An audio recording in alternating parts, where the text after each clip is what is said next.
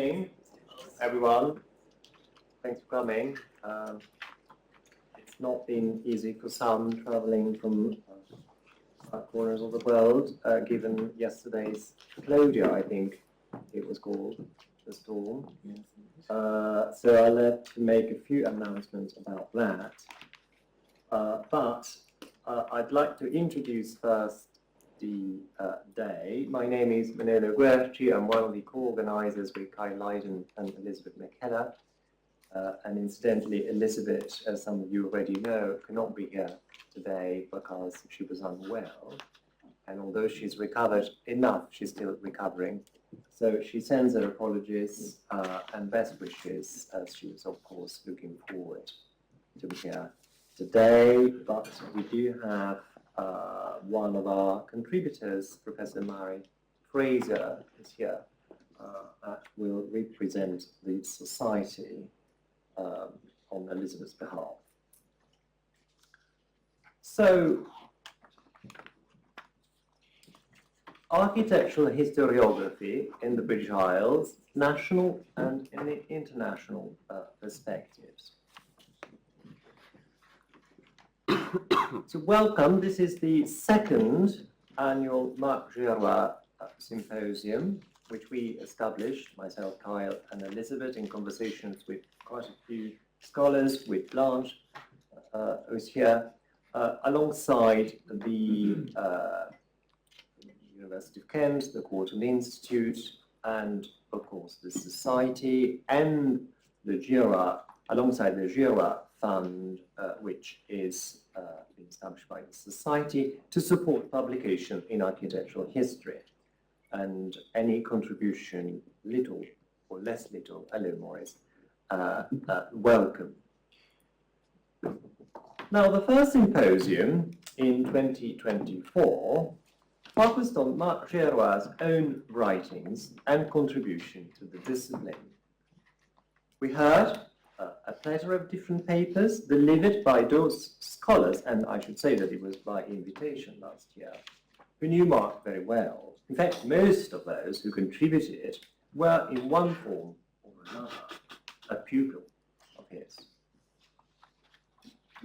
The day was as instructive as it was a heartfelt celebration of Mark's extraordinary career, whose legacy continues through us all.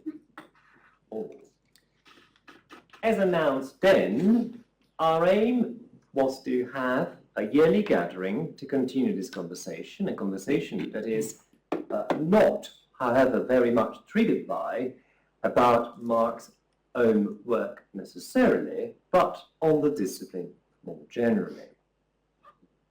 And I'm therefore delighted to be here again for the second time to do just that, and to consider specifically matters of historiography, that of the British Isles, from both national and international perspectives. Why this topic? Well, I, for one, was particularly keen that we explored such a topic, and we had quite a few discussions about potential topics. In fact, we already think we know what's going to happen next year. Anyway, for this year, I was particularly keen that we explored this topic, and particularly from my own perspective, just to give a little context, when it comes to British architectural history written by, quote-unquote, foreigners, such as myself, a status, if I may say, that of an outsider of sort, which allows one, or does it, we'll hear it, a bit more today, to see things differently, certainly from different perspectives. Now, this question of being an outsider can, of course, relate to a number of different things, and is not just a matter of nationality or cultural background. At a time, such as those we're living, when dominant narratives are very much being challenged. Speaking of different versions of outsiders, my own PhD supervisor, David Watkin, made a career of being against the norm, for instance, He, of course, not only wrote the influential and controversial, still somehow, Morality and Architecture, as well as an interesting summary of how architectural history, the discipline, developed, but then went on to dedicate his life to what one could call a defense of the classical language. And that would have been, insofar as he was concerned, being against the norm, which made him an outsider in many ways. Now, Watkins' own PhD supervisor was Nicolaus Pessner. And the two, in fact, as he told me several times, really didn't get along that much, as perhaps you can imagine. And Pessner was very much an outsider himself, and of course a foreigner.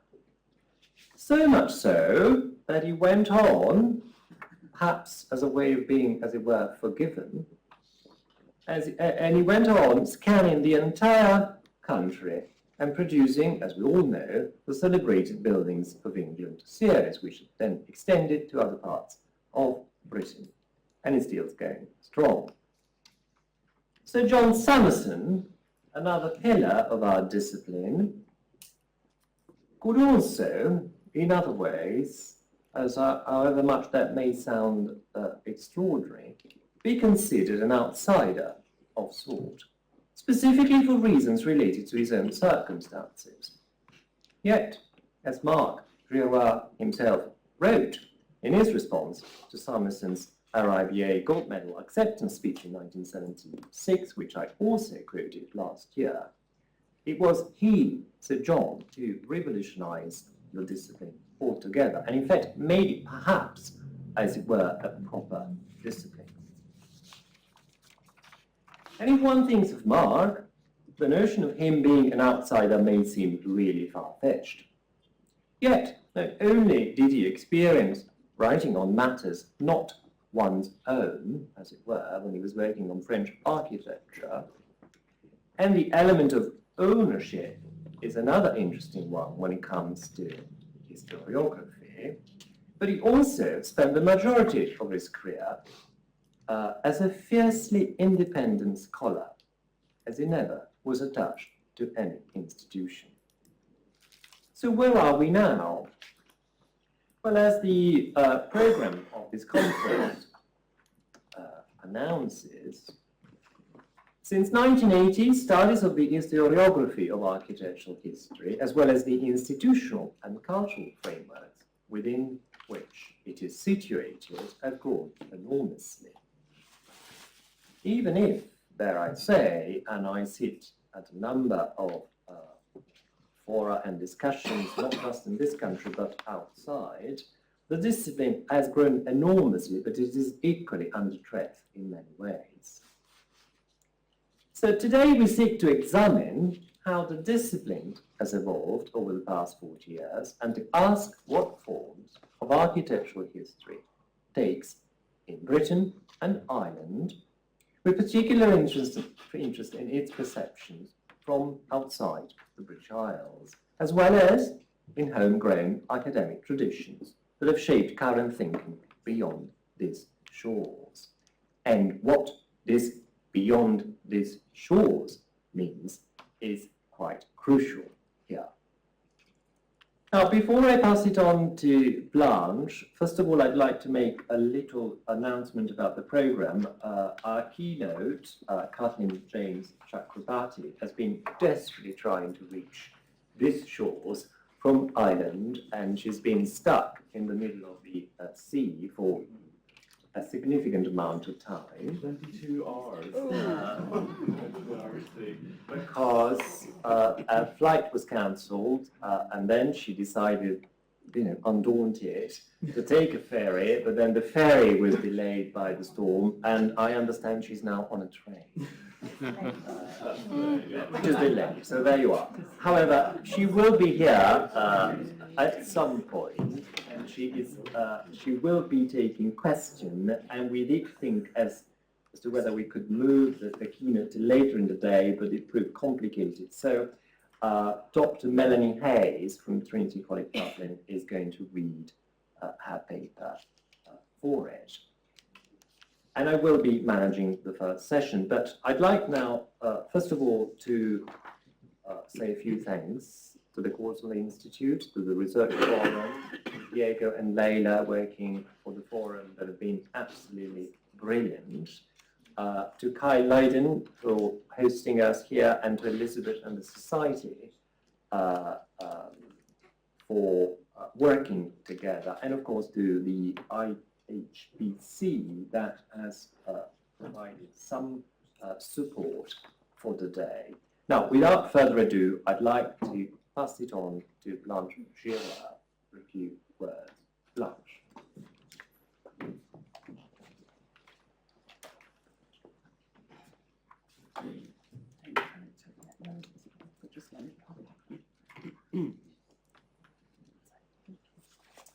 Hi. I'm just thinking from what I hadn't actually thought about my father as an outsider until Manolo mentioned the theme.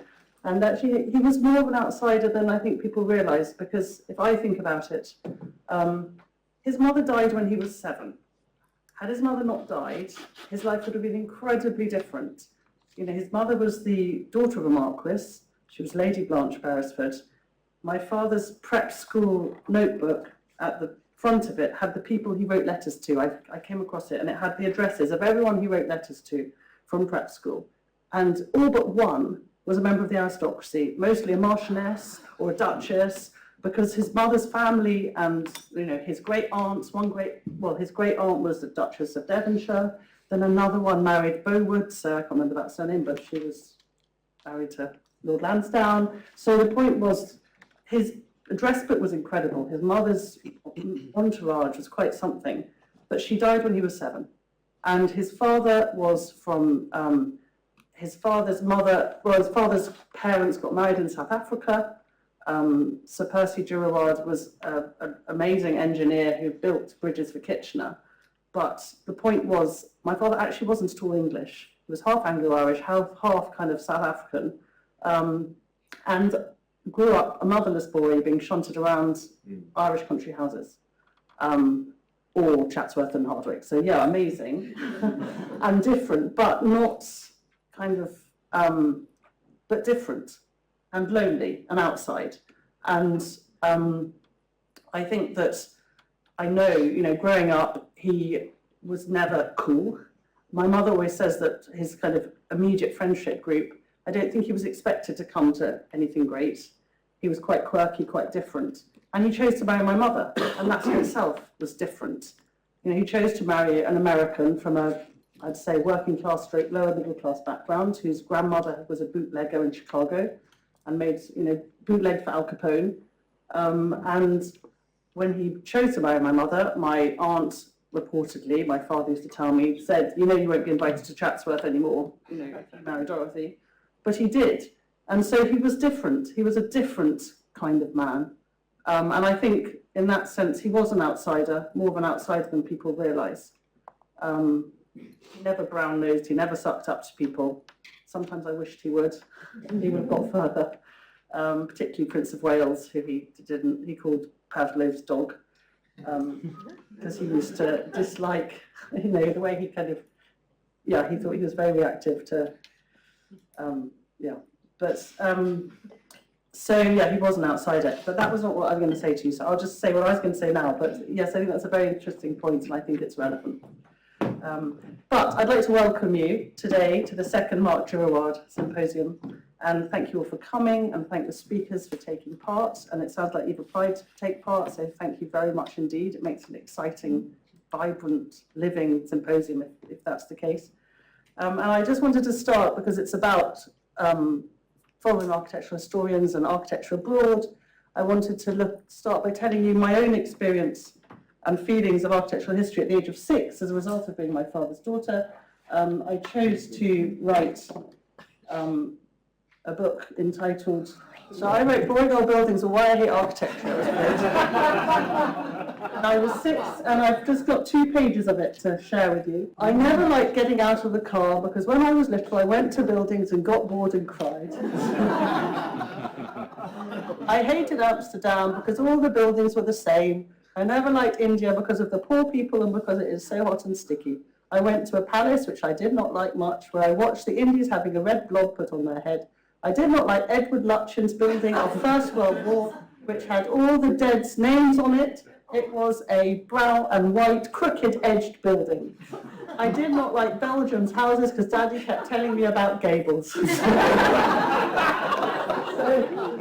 I just thought that might amuse you, because everywhere we went, everywhere my father went, everywhere we went, he looked at buildings.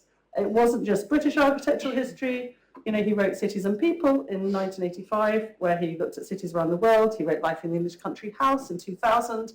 He wrote numerous articles for Country Life about architecture in foreign countries. He just was interested in buildings full stop and how people lived in buildings. And when he died, and I was going through his archive, I was struck by how many files he had on foreign countries, how many articles he'd written. There was a long, thoughtful piece about architecture in Australia, because he spent a term teaching at Brisbane University. And there were articles on American architecture. You know, he did a big tour when he did Life in the English Country House, and I think a few other tours. There was a very funny exchange of letters from the High Commissioner in Nigeria, because my father had obviously written disparagingly in Country Life about the interior decoration of the High Commission, and his wife was responsible for it. And there was this very heated exchange where the man was terribly upset by what he'd said. And then I also found there were long articles on the Gold Coast forts in Ghana, and as a child, well, 18, I kind of followed his path and redid, you know, my father's routes through these forts like Elmina and, you know, these other forts. And not only that, there were huge files of kind of people who'd helped from foreign countries. But the thing I really noticed, talking about historiography, if that's, I think, the word, was, as I've said before, how brilliantly he wrote, how enjoyable his reading, you know, his writing was. Every time I picked an article and began to read it, I thought, bloody hell, you were a good writer, a really good writer. Clearly, this talent started young and was innate, for I did come across a letter in his archive written to his father by his prep school teacher, Josh Traps-Lummox, who's a chapter of his book, Friendships. Josh Traps-Lummox clearly had a kind of fondness for my father and really looked out for him. When his mother died, it was Josh Traps-Lummox who told him that maybe he had a legion of eagles looking after him. And they kind of gave him this image to hold on to. And he wrote this letter to my grandfather saying, when my father was 13, "Dear Major Girouard, I would like to say how pleased I am with Mark. It has been a real pleasure to teach him English, as he is so interested and has such an exceptionally cultured outlook for his age, combined with a wide range of interests. He has a real gift for expressing himself in either prose or verse. It is a very great thing that in spite of all, he is completely without any sign of intellectual conceit. I have every hope he will avoid developing into an intellectual." And I think I can say that, although clearly academic, he never did display conceit or become a bore, unlike some other members of my family who used to lecture him on architecture. Then I found an opening of an article he wrote for Architectural Digest in, I think, the 1980s. It didn't have the date, but it was written on the typewriter. He hadn't got a computer yet, so I'm guessing it's the 1980s. Kyle, you'll correct me if I pronounce this surname wrong. Is it Mr. Houston of Castle Houston? Yeah. Okay. Mr. Houston of Castle Houston told his cook that if she sent the soup up cold again, he would shoot her. She did send it up cold, and he did shoot her. Mr. Cook of Cooksborough thought that he was turning into a fox. The Earl of Antrim wanted to be buried upright at the top of the glen, looking down on his castle at Glenarm. But the coffin bearers were so drunk or so exhausted by the climb that they buried him upside down instead. The O'Shea of Garden Morris had a family tree hanging in the gentleman's lavatory at Garden Morris, which showed his descent from Adam. Mr. Fitzgerald of the island kept his first, brackets dead, wife in a box in the hall. Of Port Law, Miss Morley of Port Law, could only sweat through her tongue like a dog. I used to watch her with fascination for evidence of this peculiarity. These were the stories and the people who floated around in the background of my boyhood when I went for holidays in Ireland in the 1940s. My grandmother, aunts, uncles and cousins lived in 9 country houses of all shapes and sizes, within 20 miles of each other in counties Waterford and Tipperary, and so he went on. But there was always this fascination with people, and I think it really brought it to life. And for those of those people like myself who are not experts, it made it much more accessible, much more enjoyable to read. And I think it was a kind of winning factor of his writing. I'm sure he was a success because he made architectural history accessible, and combining his knowledge with an engaging, amusing manner and a great interest in not only in buildings but also people. And he was also popular because people liked him and he went out of his way to help others. In the same way as my father was interested in buildings from other countries, he was interested in architectural historians from other countries. Manolo and Kyle are a case in point. And another name which sticks out in my mind is Banmali Tandam. I actually don't remember who this man was or what he was interested in, but he endlessly turned up, and my father's file on him was about this thick, so Banmali clearly had occupied a lot of his time and effort. So I'm sure he'd have been delighted to know about the scope and topic of today's symposium, and delighted that a conference in his name has survived one more year, hopefully many years to come, and would give prominence to such a great lineup of young architectural historians and old. Which leads me to my last point, the Mark Girouard Fund. Elizabeth can't be here today, but she has asked me to give a plug for it. As many of you know, the Society of Architectural Historians of Great Britain launched this fund 2 years ago to give grants to architectural historians to research and write articles.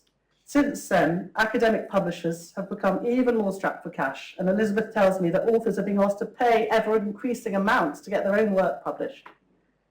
The Trust has managed to raise £40,000 so far, but their aim is to raise £50,000 by 2026, which is their 70th anniversary. So anything you can contribute, anything you get anyone else to contribute. Christmas is coming up. How about that? If you don't know what you want, if someone says what you want for Christmas and you don't want anything, don't say nothing. Say give £10, give £20 to the architectural fund. Why not? Frankly, why not? Do you need another jumper, Christmas scarf, bottle of Baileys or bath essence? I don't think any of us do. So I was meant to bring leaflets for it, but they didn't arrive in time, just like our speaker and Elizabeth and everyone else. But hopefully, I'm sure at some point today somebody can work out the AV to get the fund up on the board, so you can have details or a QR code or whatever. Even if everyone here gave £5, I mean, we'd raise 400. So that that's not nothing, is it? But thank you so much for coming. It's lovely to be here. I look forward to everyone speaking and the questions and answers. And onwards with the rest. Thank you. Thank you very much, Blanche. So I'm now delighted to introduce, in absentia, as it were, for the moment, Professor Kathleen James Chakrabarty. And I just say a couple of lines about her, because when she arrives, and then we'll organize some questions, she can do that herself. But she is a professor of art history at UCD, and she's been the Vincent Scully Visiting Professor of Architectural History at Yale School of Architecture, and most recent book, co-authored with Catherine Quensley and Brian Clark Green, is the Belgian Friendship Building from New York World's Fair to a Virginia HBCU. She is a very distinguished scholar, and she's also holding a European Research Council Advanced Grant for the project Expanding Agency, Women, Race and the Dissemination of Modern Architecture. And of course, as some of you already know, she's the recipient of the 2018 Gold Medal in the Humanities from the Royal Irish Academy. Her paper today, a keynote, is titled Beyond Britain, Writing Architectural History Elsewhere Today. And I'm going to ask Dr. Melanie Hayes to kindly come up and read her paper. Morning, everyone. Apologies for not being Kathleen. I'm going to read her paper, not in her actual voice, but in the first person, because she does talk about her experience a bit. So forgive me if it sounds a bit strange, and also for me butchering the pronunciation of many names. So Kathleen, let me begin by saying what an honour it is to speak today as part of an event carrying the name of the late Mark Girouard. I no longer remember whether I read his Life in the English Country House before or after spending the summer of 1980 here in London, when I took a field trip packed module on the topic, which was brilliantly taught by Deborah Howard. That no longer matters. What does is that it introduced me to a way of thinking about buildings that focused more on the spatial organisation and use in relation to social structures of the day than on style. Not that style did not continue to matter. I learned just as much from his book, Sweetness and Light, The Queen Anne Movement, 1860 to 1900, which I bought in 1984. It introduced me to a much more rigorous account of the relationship between architecture and political reform than I had previously encountered, and remains one of my favourite of his works. My task this morning, however, is not to dwell upon the distant past, or indeed my own autobiography as a scholar, but to consider recent shifts in how the history of architecture, and especially relatively recent architecture, has and can be written. I should admit at the beginning that I speak to you as a bit of an outsider. My perspective is one who has built a career in the United States, Germany and Ireland, and has spent more time in India in the last 4 decades than on this island. Nearly half a century after Girouard published Life in the English Country House, the idea that historians of architecture should analyse society as well as form and write about space as well as style is no longer novel. Today, the scholar of the English Country House is as likely to address the source of money that funded its creation and its running, or the materials and the labour used to construct it, as they would the layout of rooms and the changes in hospitality that generated them. This is readily apparent in the way both Dana Arnold and Stephen Brindle have recently addressed the buildings that formed the meat of John Summerson's Survey of Architecture in Britain from 1530 to 1830. Considering monographs published in the last half-decade by scholars writing in English but not based in Britain demonstrates the increasingly wide variety of issues currently capturing attention. From documenting the way in which the creation and use of the built environment has enforced social inequality, to determining the environmental impact of its construction and energy use, we are addressing issues of concern for a larger society. We have also broadened parameters of what we investigate. Aesthetically ambitious structures commissioned by powerful men no longer entirely dominate the places we choose to investigate. Girouard's continuing impact can be seen, however, in the increasing popularity of building biographies. These are more apt to chart how a building was used than detailed design and construction processes, or even reception. While all disciplinary shifts can result in losses as well as gains, this responsiveness to how these new concerns indicates the robust intellectual health of our field, even as we face enormous challenges. These include the threat to academic freedom in the United States, the precarity of the humanities in the UK, and the EU's focus on heritage as a generator of not only tourism, but also uncomplicated views of European identity. It is particularly appropriate that I address you as someone presently based in Ireland, an island whose capacity to produce cutting-edge scholarship in our field has repeatedly in recent years been awarded your highest accolades. In addition to the first of these, Making Magnificence, Architects Stuccatori in the 18th Century, Christine Casey has recently published Architecture and Artifice, The Craft to Surface in 18th Century Building Practice. These 2 monographs establish her as a leading scholar of both materials and artisanship. If Girouard turned our attention to the back stairs of life in the 18th century country house, Casey reminds us of the many hands it took to create rather than maintain these signature structures, and also of the geological characteristics as well as political factors that help determine the particular choice of stone. Dipping back just before my cut-off date In Building Reputations, Architecture and the Artisan, her former student, Conor Lucy, examined the way in which an increasingly literate workforce was responsible for the design of terraced housing, erected and often lavishly decorated, entirely independent of architects on both sides of the Atlantic.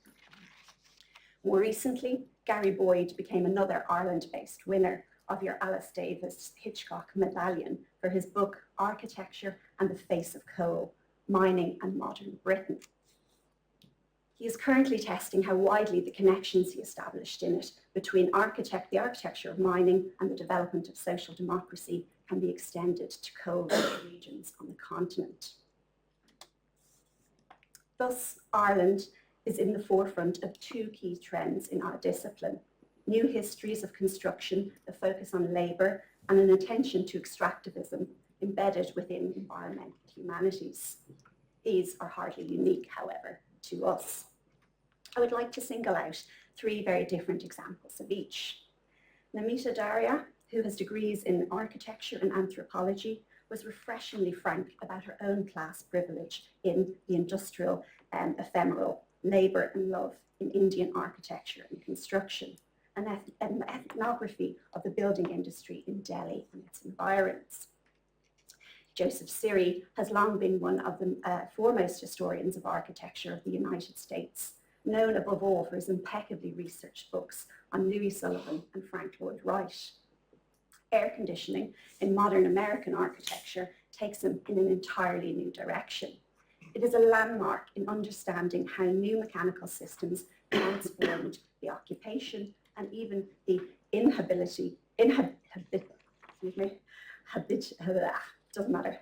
of building around the world, as we now know, enormous costs to our own carbon footprints. I think that's very apt today with all the travel chaos.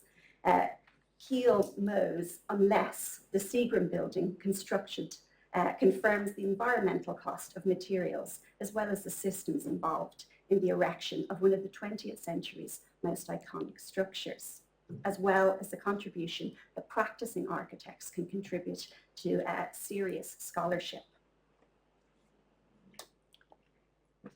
Writing on labour and extractivism demonstrates the increasing performance importance to our discipline of construction history and the environmental humanities.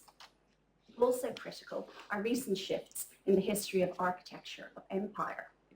This term, post-colonial, is increasingly replaced by calls for decolonialization. This is occurring as an emphasis on the impact of Orientalism and African and Asian architecture of the past 2 centuries, increasingly joined by an engagement with the impact of slavery, settler colonialism, and resource extraction in the Americas. More inclusive histories also matter as our classrooms, as well as our societies, are transformed by the addition of migrants from other parts of the world. I, of course, am an immigrant myself, and among an increasingly large number of Irish academics. As England's first colony, and in many ways the template for its later colonisation of the Caribbean, the Atlantic coast of what is now the United States, and India, Ireland is well positioned to contribute to these discussions. My colleague Finola O'Kane has demonstrated how land use practices associated with agricultural improvement imposed by absentee Protestant landlords upon their Catholic tenantry in Ireland were exported to Jamaica and the southern United States, where sugar, rice and other crops were grown using enslaved labour. Much post-colonial and decolonial scholarship has been written, however, by the people of Asian rather than Irish descent. The book that is having the most impact at the moment is undoubtedly Swati Chattopadhyay's Small Spaces, Recasting the Architecture of Empire.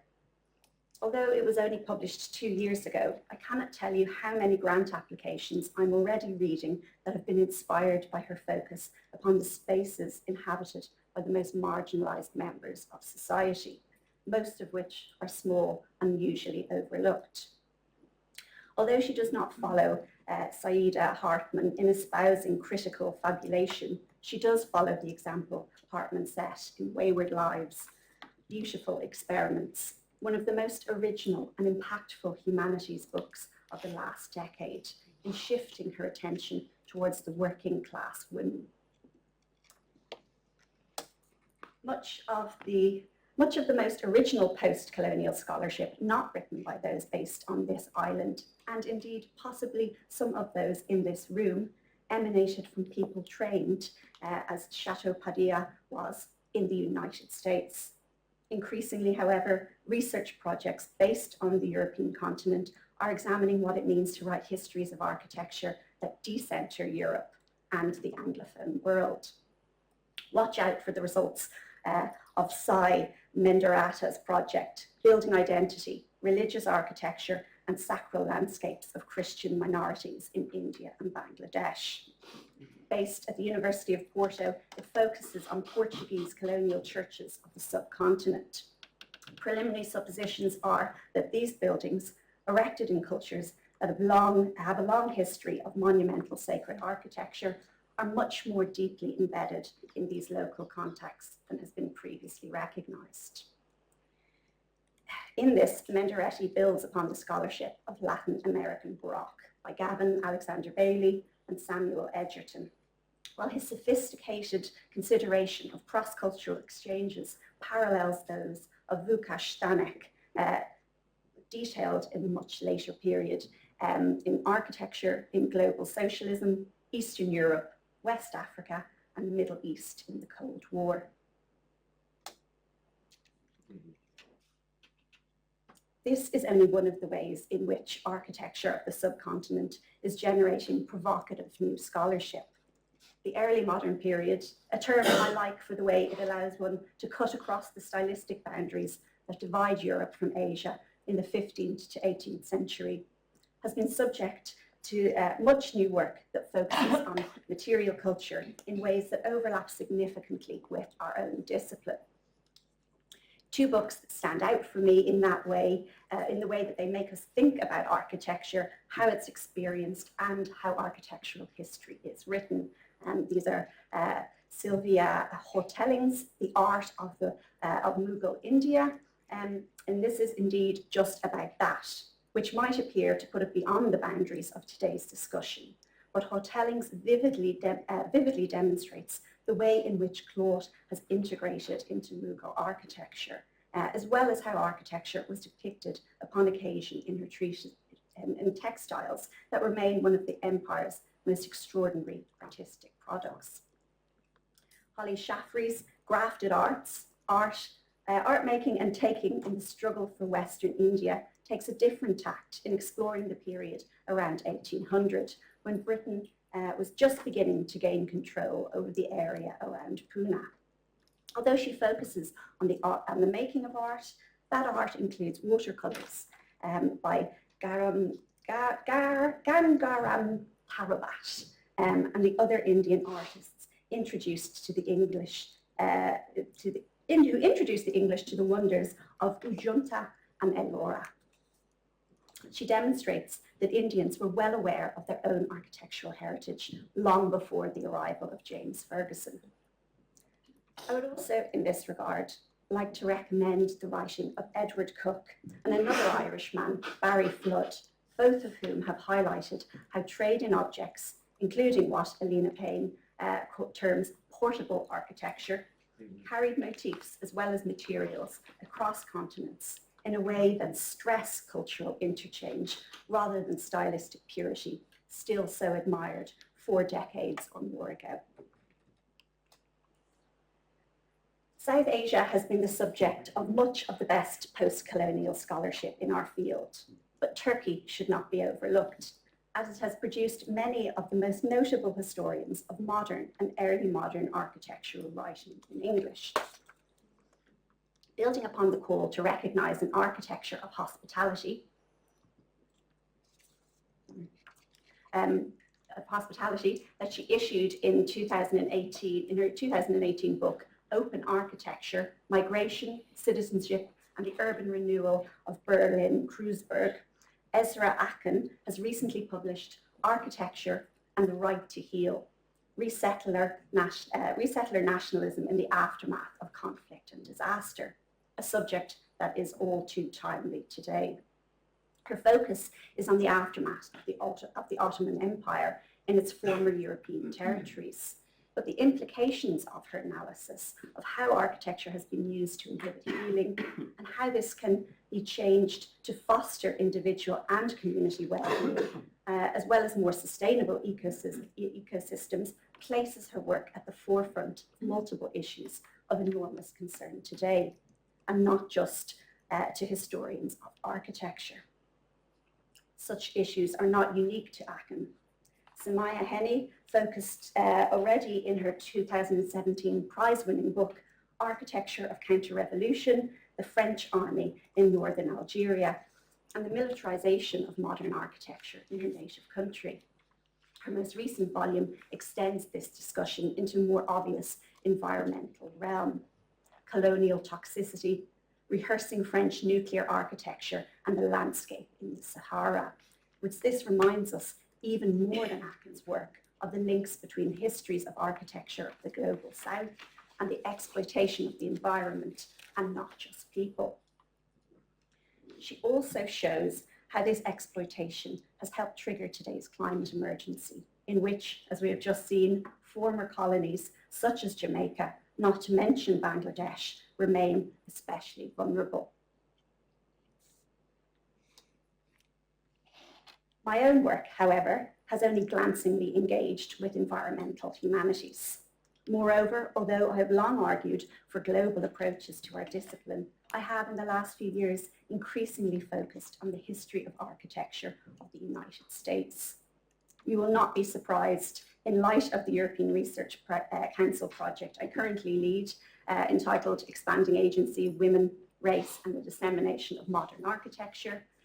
So you will not be surprised to hear that I will also address the continued importance of feminist approaches to our discipline, without, I hope, romanticizing what writing women and their perspectives into our stories can accomplish. My own discoveries in this regard, pose what I hope is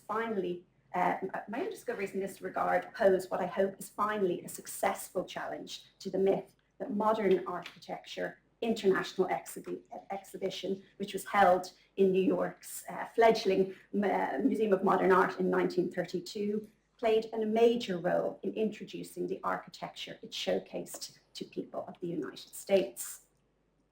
While it appears that my great-uncle by marriage commissioned the house from Richard Neutra as a result, it is also quite possible that my great-aunt, herself a journalist and a publicist before her marriage, was also fully au fait with the latest developments by reading House Beautiful.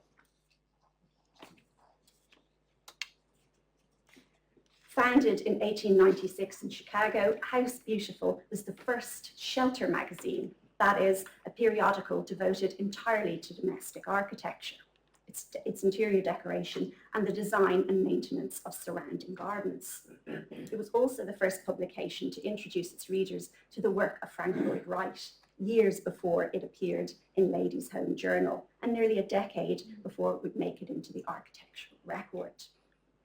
Until World War I, it kept its readers abreast of new developments in European architecture, with C.R. Ashby and Gertrude Jekyll contributing articles to complement the publication of British, Belgian and German work by Charles René and Margaret MacDonald Mackintosh, Henry van der Velde and Joseph Maria Albrecht, which often were taken from the studio. Under the editorship of Ethel Powell between 1922 and 1933, the focus was above all on the relatively modest colonial revival houses. But beginning in 1927, Power also introduced her readers to Art Deco and the international style, including articles that were among the first Henry Russell Hitchcock and Philip Johnson ever published. Women were absolutely key to the dissemination of awareness of the international style in America, even if they were not always attracted to its austerity, often preferring, as Barbara Penner has already noted, its technological innovations, such as improved kitchens and bathrooms, to the image of industry on facades and living rooms. Power herself learned of the new European approach to architecture through an article Catherine Bauer, later an influential housing activist, published in the New York Times. Power's partner, Eleanor Raymond, accompanied her on trips to Europe in 1925, 28 and 1930, on which they toured Bauhaus and housing projects by Bruno Taut, Ernest Bay in Berlin and Frankfurt. They visited 2 exhibitions that you see here. In 1928, they made a side excursion to Presse exhibition in Cologne. And 2 years later, they sailed across the Atlantic on the Swedish-American line because of the Stockholm exhibition, organized by Gunnar Asplund. And this was at the top of their itinerary. They also visited Willem Dudok's City Hall, and you can get this wrong, in Helversium, which was still under construction, and its recently completed counterpart in Stockholm. Among the architects, Power went out of her way to meet André Lukács and Asplund, whose Scandi Cinema and Stockholm Public Library she also admired. In Berlin, the 2 ladies had tea with Isa Gropius, who later contributed an article to House Beautiful, as did Dorothy Todd, the former editor of the British edition of Vogue. Nothing if not intrepid. They rented a car to drive around France in 1925 with Raymond's sister Rachel and her friend Edith Kingsbury, but experimenting with air travel already in 1928 and again in 1930. The fruits of these trips were not limited to coverage in the pages of House Beautiful. Raymond designed the first international style house in New England for her sister. Johnson ungratefully left it out of the 1932 exhibition at MoMA, and her book co-authored afterwards, the book he co-authored afterwards with Hitchcock. And this exclusion left it vulnerable, and it was sadly demolished in 2006. Just a few miles to the west, the house Gropius and Marcel Breuer, designed for the founding director of the Bauhaus 6 years later, is lovingly cared for by the historic New England, who own only photographs of Raymond House, now demolished. It was built, by the way, on land and with funds donated by Helen Starrow, whose family included many leading abolitionists and suffragette campaigners. Power and Raymond probably met while canvassing for women to gain the vote. And such connections between women's political activism and engagement with the built environment in the United States are not uncommon. These can be traced back at least to Harriet Burker Stowe's collaboration with her sister Catherine on pioneering advice literature about the appearance and maintenance of the middle-class home. Feminist histories matter. Leaving Raymond out of the story of mid-century modernism in the United States has also meant that until Daniel Barber included it in his 2016 book, A House in the Sun, few historians of architecture paid any attention to this house by Raymond. Designed in collaboration with Maria Telks, a professor of engineering at MIT, and just one of Raymond's many designs funded by the Boston philanthropist Amelia Peabody, this was the first solar-powered house ever built. Of course, pioneering feminist historian of architecture Doris Cole had included it in her 1981 biography of Raymond, but with heavyweights like Peter Einsman working hard in that decade to keep the issue of sustainability out of mainstream architectural culture in the United States at that time, too few took notice. My project posits that it's not just architects and journalists who shape these cultures. While I've already pointed out post-colonial and decolonial scholars of architecture have been, among with historians of the vernacular, such as Del Upton, leaders in writing histories that do not privilege architects. Such approaches can also tell us a lot about architecture. I'm particularly interested in the engagement of African American women in the built environment. In the 1920s, Maggie Walker, the first Black woman bank president in the United States, funded mortgages for Frederick Douglass Court, a middle-class African American neighborhood in Richmond, Virginia, whose model houses were designed by the African American architect Charles Russell. Others may well have been the work of another African American architect, Ethel Bailey Furman, who was working in close collaboration with her father, Madison Bailey, a building contractor. Years before Beverly Green became the first African American woman licensed to practice in the United States, Furman was busy designing houses and churches in Virginia. And she was also responsible for this addition to a parish church, although it was on such a scale that a man, William Ernest Cook, who was also Black, is credited with the design in the local newspapers. The detailed drawings for its construction are in her hand, and though Cook has almost been forgotten, Furman's contributions have never been overlooked by the four Baptist parishioners or by the local city government. It named a park for her nearby less than a decade after her death in 1976, not just because of her involvement in architecture, but also because of her civic activism in relation to civil rights, to healthcare, and to education. Across the United States, African American women, such as Alice Liscombe in Philadelphia, who was a client of Denise Scott Brown's, were also busy in the 1960s and 70s as neighborhood and housing activists, shaping urban design and policy. The conference my research group organized in June of last year identified multiple further ways in which women around the world shaped the 20th century built environment. These included developing and marketing innovative building materials, establishing furnishing firms and shops that sold their products, shaping national and philanthropic policies, as civil servants and as members of religious orders, running cafes and bookshops that fostered discussions, establishing newspaper articles and publishing new scholarship, also acting as real estate developers in their own right. A book coming out of this conference will appear next spring as an open access publication by Leuven University Press. I want as well to put in a plug for building biographies. You heard about this earlier, the Belgian Friendship Building from New York's World Fair to a Virginia HBCU, which I co-authored with Catherine Kunsley and Brian Clark Green, charts the history of a structure originally designed by a team of Belgian architects, Victor Bourgeois, Leon Steinen, and Henry van der Velde, to represent their country at the World Fair that opened in New York in 1939. A generation ago, the story might have ended with its reception in the popular and professional press, but that would never have been an approach adequate to its unusual history.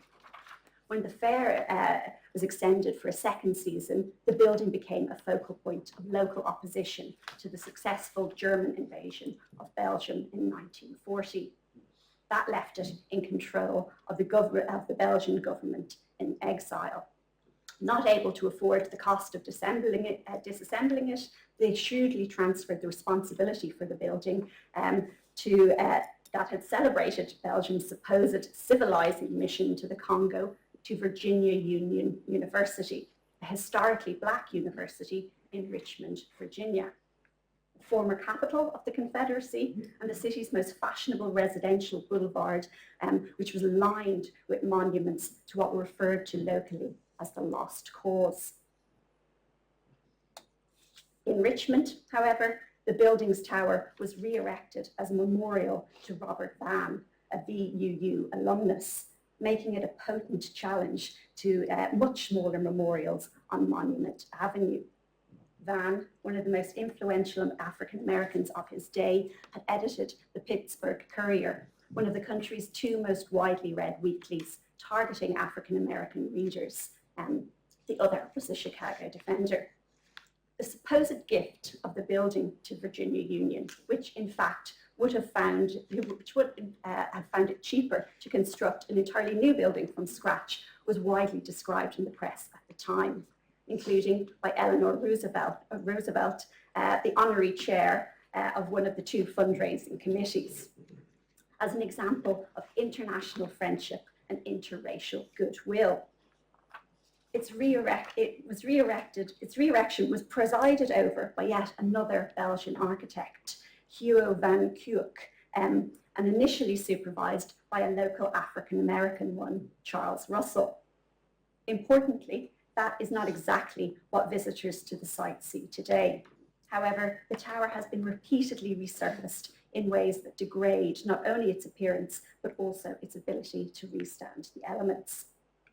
Nonetheless, the building provided Virginia Union, then one of the leading institutions in which blacks could attend a liberal arts institution in the still segregated southern United States, with facilities including a library, science labs, and a gymnasium that doubled as an auditorium, putting it at the center of the local civil rights movement.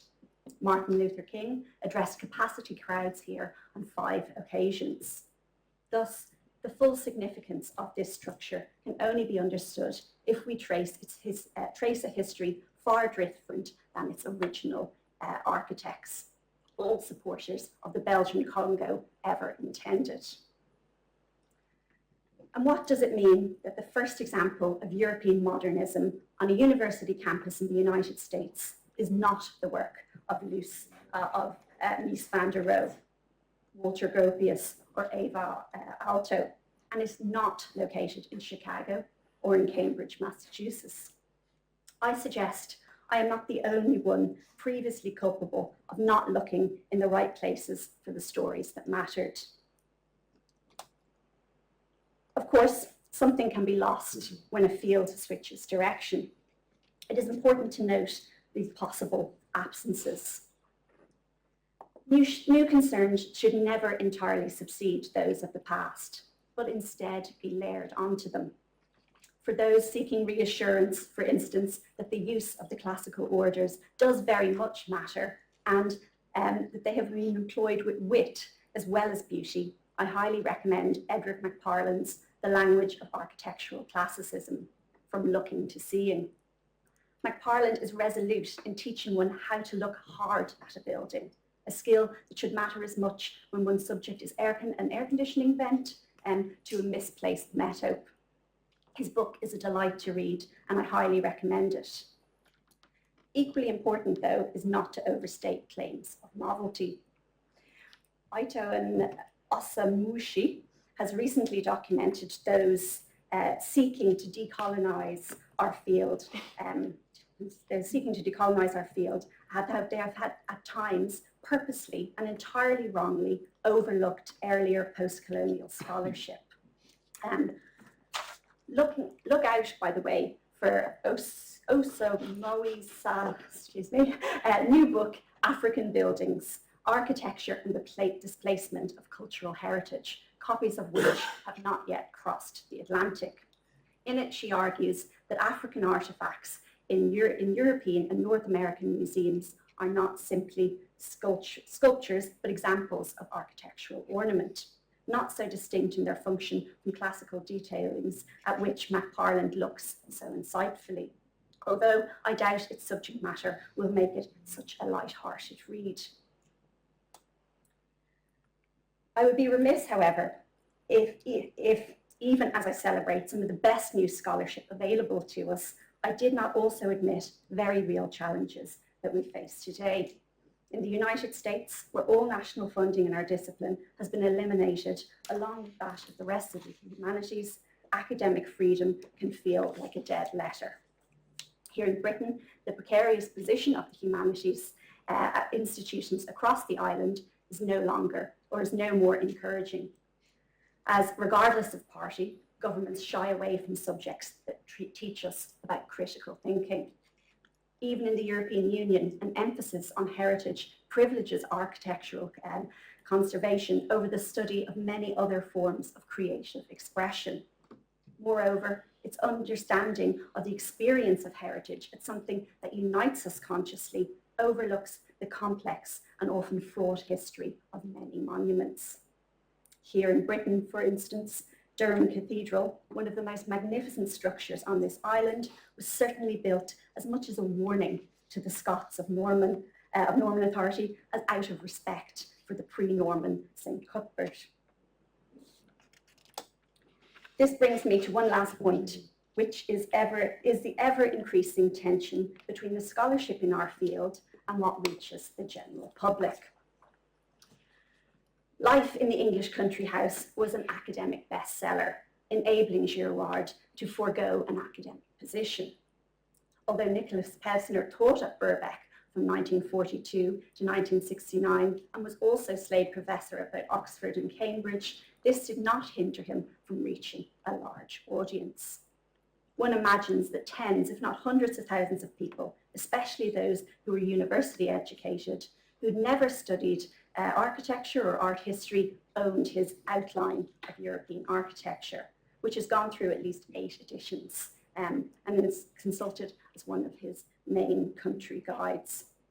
Today, however, even survey books, and remember that many of the most widely used ones were originally written in the 1980s, almost entirely ignore the issues addressed in this lecture, even as their coverage of architecture beyond the borders of Western Europe and the United States has thankfully been expanded. At a time when inclusivity is a worthy buzzword, the quality of what a quick internet search will turn up is often abysmal, and the kinds of books about which I have been speaking are no longer widely available in either bookstores or public libraries, even though most are written in admirably accessible prose, something that was much less likely to have been the case a generation ago. Sales figures have plummeted, and open access scholarly articles, even monographs, are no substitute. If both the woman on the street and the well-educated expert in another field is far more likely to come across a tourist website featuring an uncomplicated and perhaps fictional account, worlds apart from the painstaking accounts that I have just highlighted. Thank you. Thank you very much, Melanie, for presenting Kathleen's paper. We will have, as I said, some time for discussions at the end of the first session. Perhaps Kathleen will have arrived by then, we hope. But now we take a little break, perhaps 10 minutes. With good morning again. Let's start the first session. The first session is titled National Perspective, and it is one of 3. The second, as Kyle will introduce in the afternoon, is called, in fact, Problematizing the Periphery, in inverted commas, the periphery being Ireland. Kyle, is that not? And Scotland. And Scotland. And Wales. Wales. All right, so the periphery, and you can see perhaps a slight provocation there in our titles. And then we'll have one on international perspective. So we're going to look at, as it were, homegrown architectural historiographies of the British Isles. And I'm delighted to introduce our first speaker of this session. Dr. Francis Sands is the curator of drawing at St. John Soane's Museum, where she has worked since 2010. Prior to this, Fran studied for a PhD at the University of York, and research interests lie in 17th to 19th century British architectural drawings. She's in fact written extensively about this and other subjects, and organised quite a few important exhibitions. She's also served as a trustee or as an advisory, in an advisory capacity of various organisations such as the Society of Architectural Historians, Great Britain, Basilia and Monument Trust, Greenwood Gibbons Society, the Erdem Architecture, Split Institute of Art History. So as you can see, she's the National Trust Specialist Advice Network, etc. So she is very much involved with the discipline, as well as being the most wonderful and kind curator. And anyone working at the Zone will know that. So her paper is titled Tempting Ferocity, Responses to Sir John Soane's Lectures. Thank you, Fran.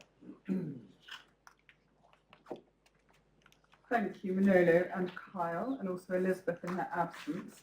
And I sort of feel a strong urge to apologise, because in this context I feel like I'm not an outsider.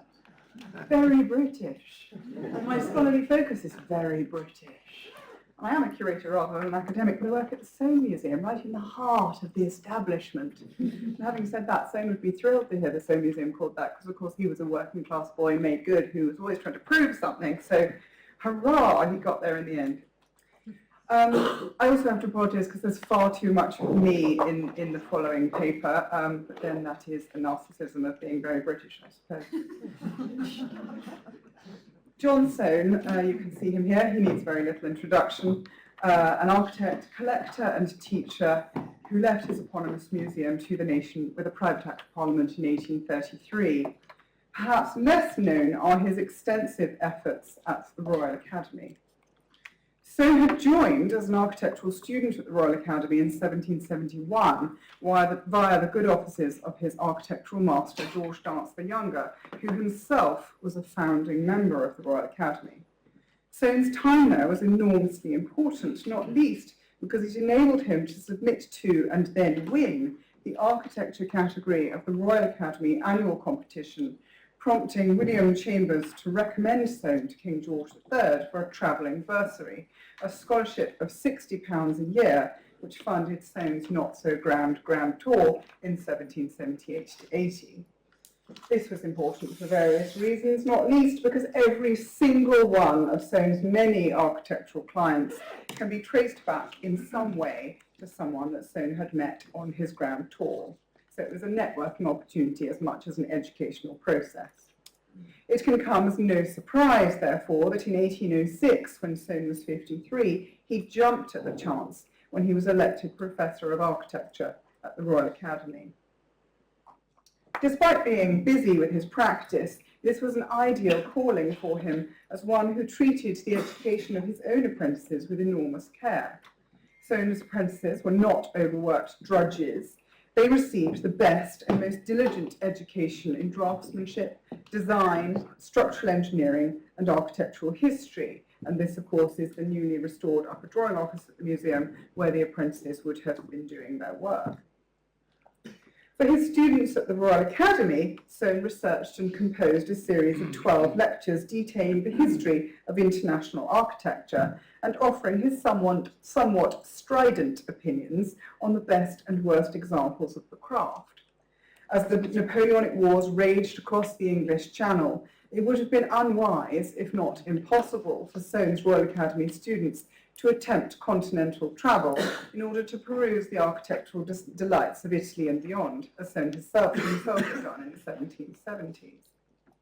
So in order to address this fracture in his students' education, Soane instructed his own office, at his own expense, to create somewhere over 1,000 large-scale, colour-washed lecture drawings, illustrating significant buildings from across the reaches of history and geography.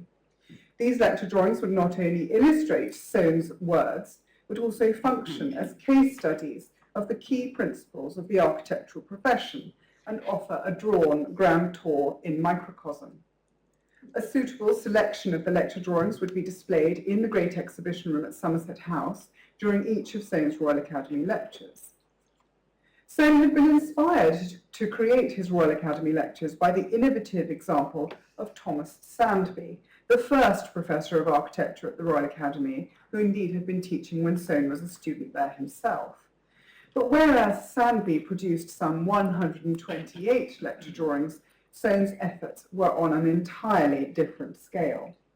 Without any remuneration from the Royal Academy, this extraordinary collection of over 1,000 drawings on large, expensive sheets of paper was produced on a purely philanthropic basis, and being far, far more fulsome than anything by the likes of Fischer von Erlach or others, I feel confident in claiming that Soane's Royal Academy lecture drawing series were the earliest attempt at a comprehensive graphic history of world architecture. It was one of the most masterful pedagogic efforts of his generation. After Soane's death in 1837, and thereby the end of his professorship at the Royal Academy, the lectures were abandoned. Soane's style and theories fell from grace during the Victorian period, and it wasn't until the early 20th century that he was once more celebrated for his various achievements. And so the story jumps forward to 1917, when Arthur Bolton, seen here, a minor architect but more significant architectural historian, was made curator at the Soane Museum. Bolton's achievements were extraordinary during his curatorship. Among many other things, he saw the museum through the terrifying years of World War II and, of course, the Blitz, which had necessitated the rapid evacuation of most of the collection to Wales. Clearly, this all took a terrible toll on Bolton's health because in 1945, he suffered a heart attack on the platform of Queensway Tube Station and dropped dead. But for the purposes of today, I would like to note another of his achievements, and that is that he managed to revive Soane's Royal Academy lectures. He transcribed them by hand, which was quite a feat before the digital age. Understandably, Bolton's transcription does contain some errors, and there is no index or analysis of any kind. So the usefulness of his project was limited, but nonetheless, Bolton had breathed new life and interest into Soane's lectures. Now we skip to 1996, and another huge name in our field, who's already been mentioned today, David Watkin, who produced a magisterial publication entitled Sir John Soane, Enlightenment Thought and the Royal Academy Lectures. It offered a new and more accurate transcription of Soane's lectures, as well as an extensive examination of Soane's architectural theories and pedagogic approach as Professor of Architecture. Watkin's book is still occasionally available to buy, albeit at vast cost, but alternatively there is a much more affordable version, Watkin's 2000 publication, Sir John Soane, the Royal Academy Lectures, which offers his transcription of Soane's lectures, indexed and with a short introduction, but none of the more fulsome analysis of the 1996 book. As you can see, at the Soane Museum, we refer to the 1996 edition with its fulsome analytical essays as Fat Watkin, and the lesser but still very helpful publication of 2000 as Thin Watkin. I wonder what David Watkin would have made of our affectionate fat and thin monikers. Perhaps he would have been amused. After all, Professor Watkin himself did once dress up as Sir John Soane and deliver one of Soane's lectures in the library dining room of the museum. Personally, I use Thin Watkin on a regular basis. My own copy is very well thumbed and covered in pencil marginalia and those revolting post-it tags. I bought it in 2010 when I got my first job at the Soane Museum and thought I should know more about what the great man himself had to say about architectural history. And in the last decade, when I've been serving as the curator of drawings and books and have been heavily involved in exhibitions work, Thin Watkin has been invaluable. I can't tell you the number of times I've scan-read Thin Watkin on the train into London trying to find a quote of Soane pronouncing on any given subject. My fellow commuters must think I'm completely mad. That's not to say that I don't use Fat Watkin too. The analytical content in Fat Watkin, particularly of Soane's engagement with other architects, but also architectural historians, artists, art historians, archaeologists, anthropologists, and philosophers, is unparalleled. These figures, critiqued or lauded by Soane's lectures, form many of the authors of the 7,000 books in his collection. As such, Fat Watkin and the text of the lectures more generally are a gateway through which one can understand Soane's bibliophile tendencies, his approach to collecting books, and how he used them. Now, I'm not going to delve too deeply, or at all really, into Watkin's analysis of Soane's lectures, not least because it does sometimes contradict the scholarship of other significant names, such as Arthur Bolton, Sir John Sumpson, and Margaret Richardson. But I do want to use my remaining time to think about how Soane's lecture texts, which I usually access through Thin Watkin, and the accompanying lecture drawings have influenced my own output, because I strongly suspect that I am a puppet at the end of a very long string leading back to Soane himself, as of course are all the staff at the Soane Museum in some way or other. Soane's lectures are full of rather amusingly scathing criticism of other architects and forms. Most famously, Soane broke Royal Academy convention in 1810 by openly criticising the work of a living contemporary, Robert Smirke, and his Covent Garden Theatre. This caused Soane's lectures to be suspended for 2 years. In Lecture 12, Soane wrote, quote, "This practice of sacrificing everything to one front of a building is to be seen not only in small houses, where economy might in some degree apologise for the absurdity, but it is also apparent in large works of great expense, both public and private." And then Soane goes on to cite Lansdowne House and Uxbridge House as being terrible. He goes on.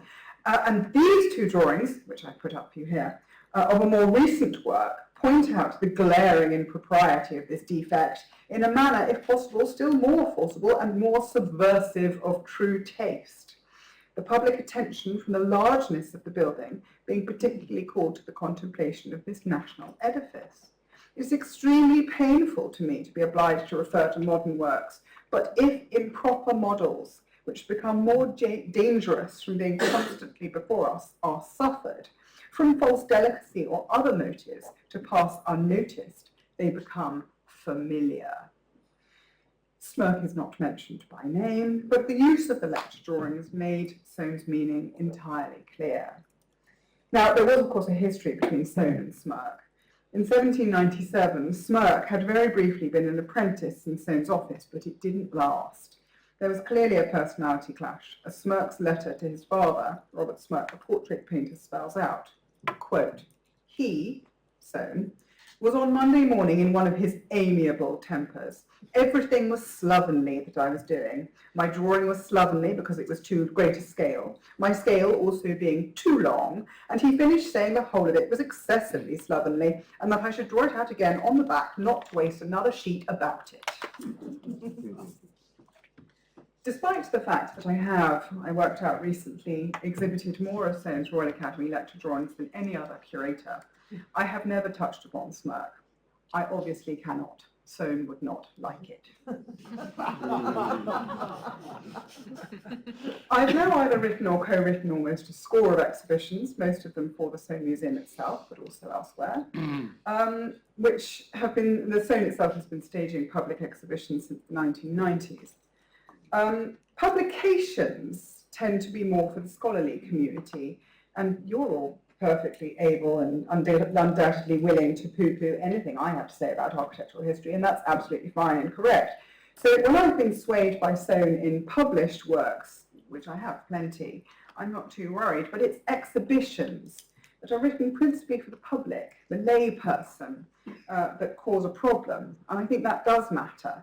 The non-scholar engaging with a public exhibition is, I assume, more willingly duped by the opinions expressed to them in that medium.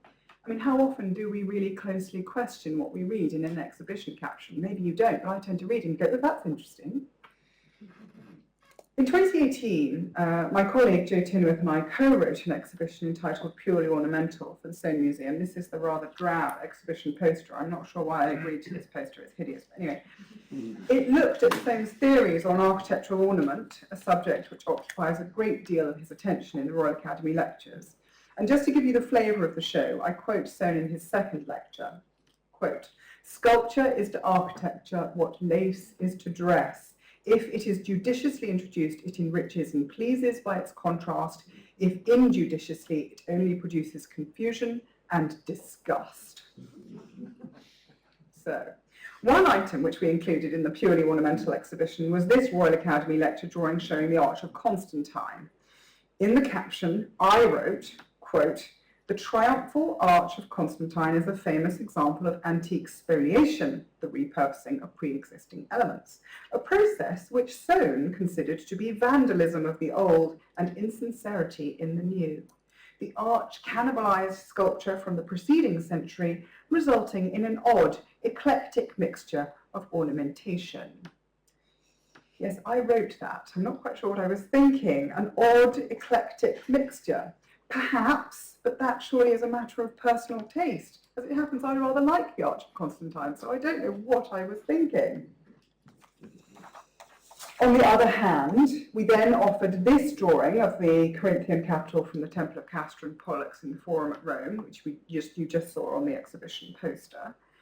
And the exhibition caption agreed wholeheartedly with Soane's second lecture, which tells us that, quote, it, this capital, is the most sublime and awfully grand and impressive, whether we consider the excellence of the execution, the largeness of its general parts, the uncommon taste and elegance of the various enrichments, or the great breadth of light and shadow of this noble composition. The capital of this stupendous work keeps pace in beauty and effect with the other parts of the order. It is full of originality and peculiar grace. Sure, it's a very nice capital, but I'm not really sure it's that good. I don't know, it's up to you. I'm not sure, but I just went with it in the exhibition. And then I'm really rather embarrassed to share this, our most heinous crime in the purely ornamental exhibition.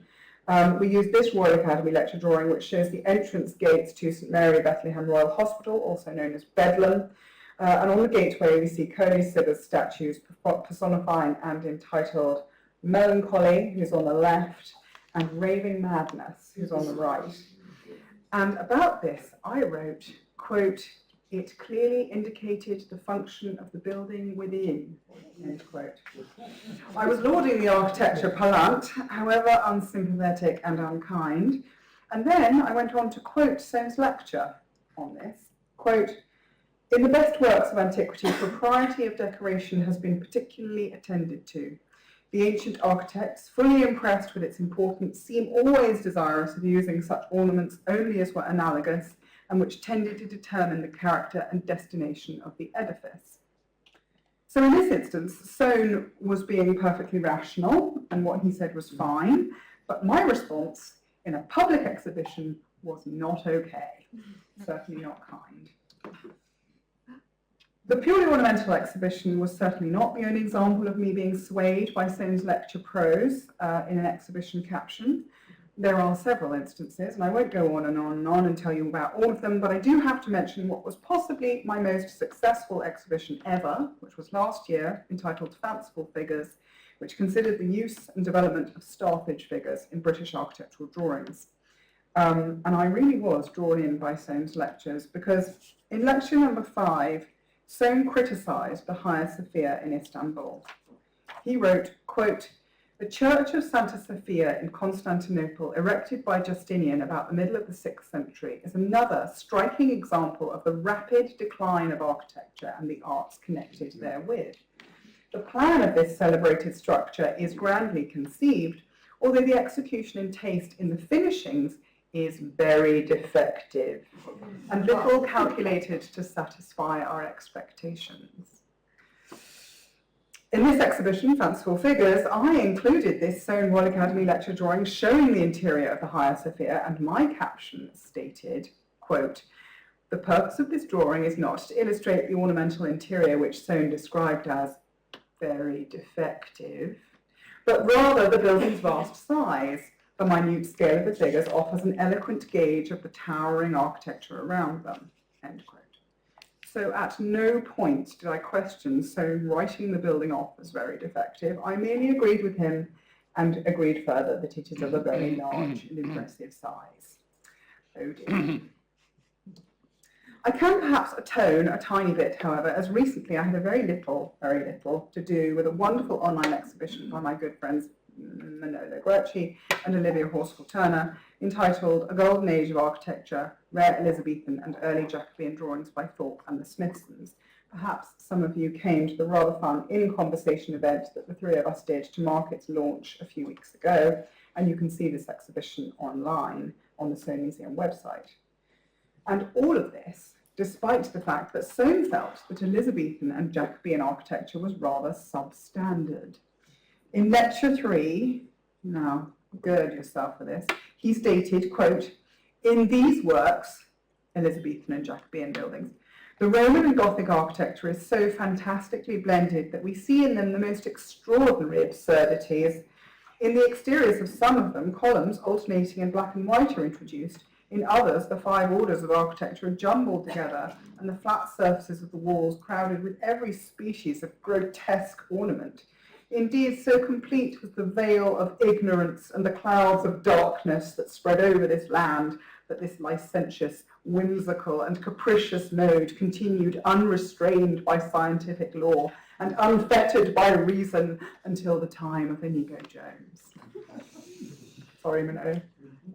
So soon is quite clear, and I must admit that I rather enjoy Soane's ill-mannered rants about things that he didn't like. I find them extremely compelling, tempting even. But on this occasion, for my friends Manolo and Olivia, I have resisted Soane and championed, even taken a small part in their work.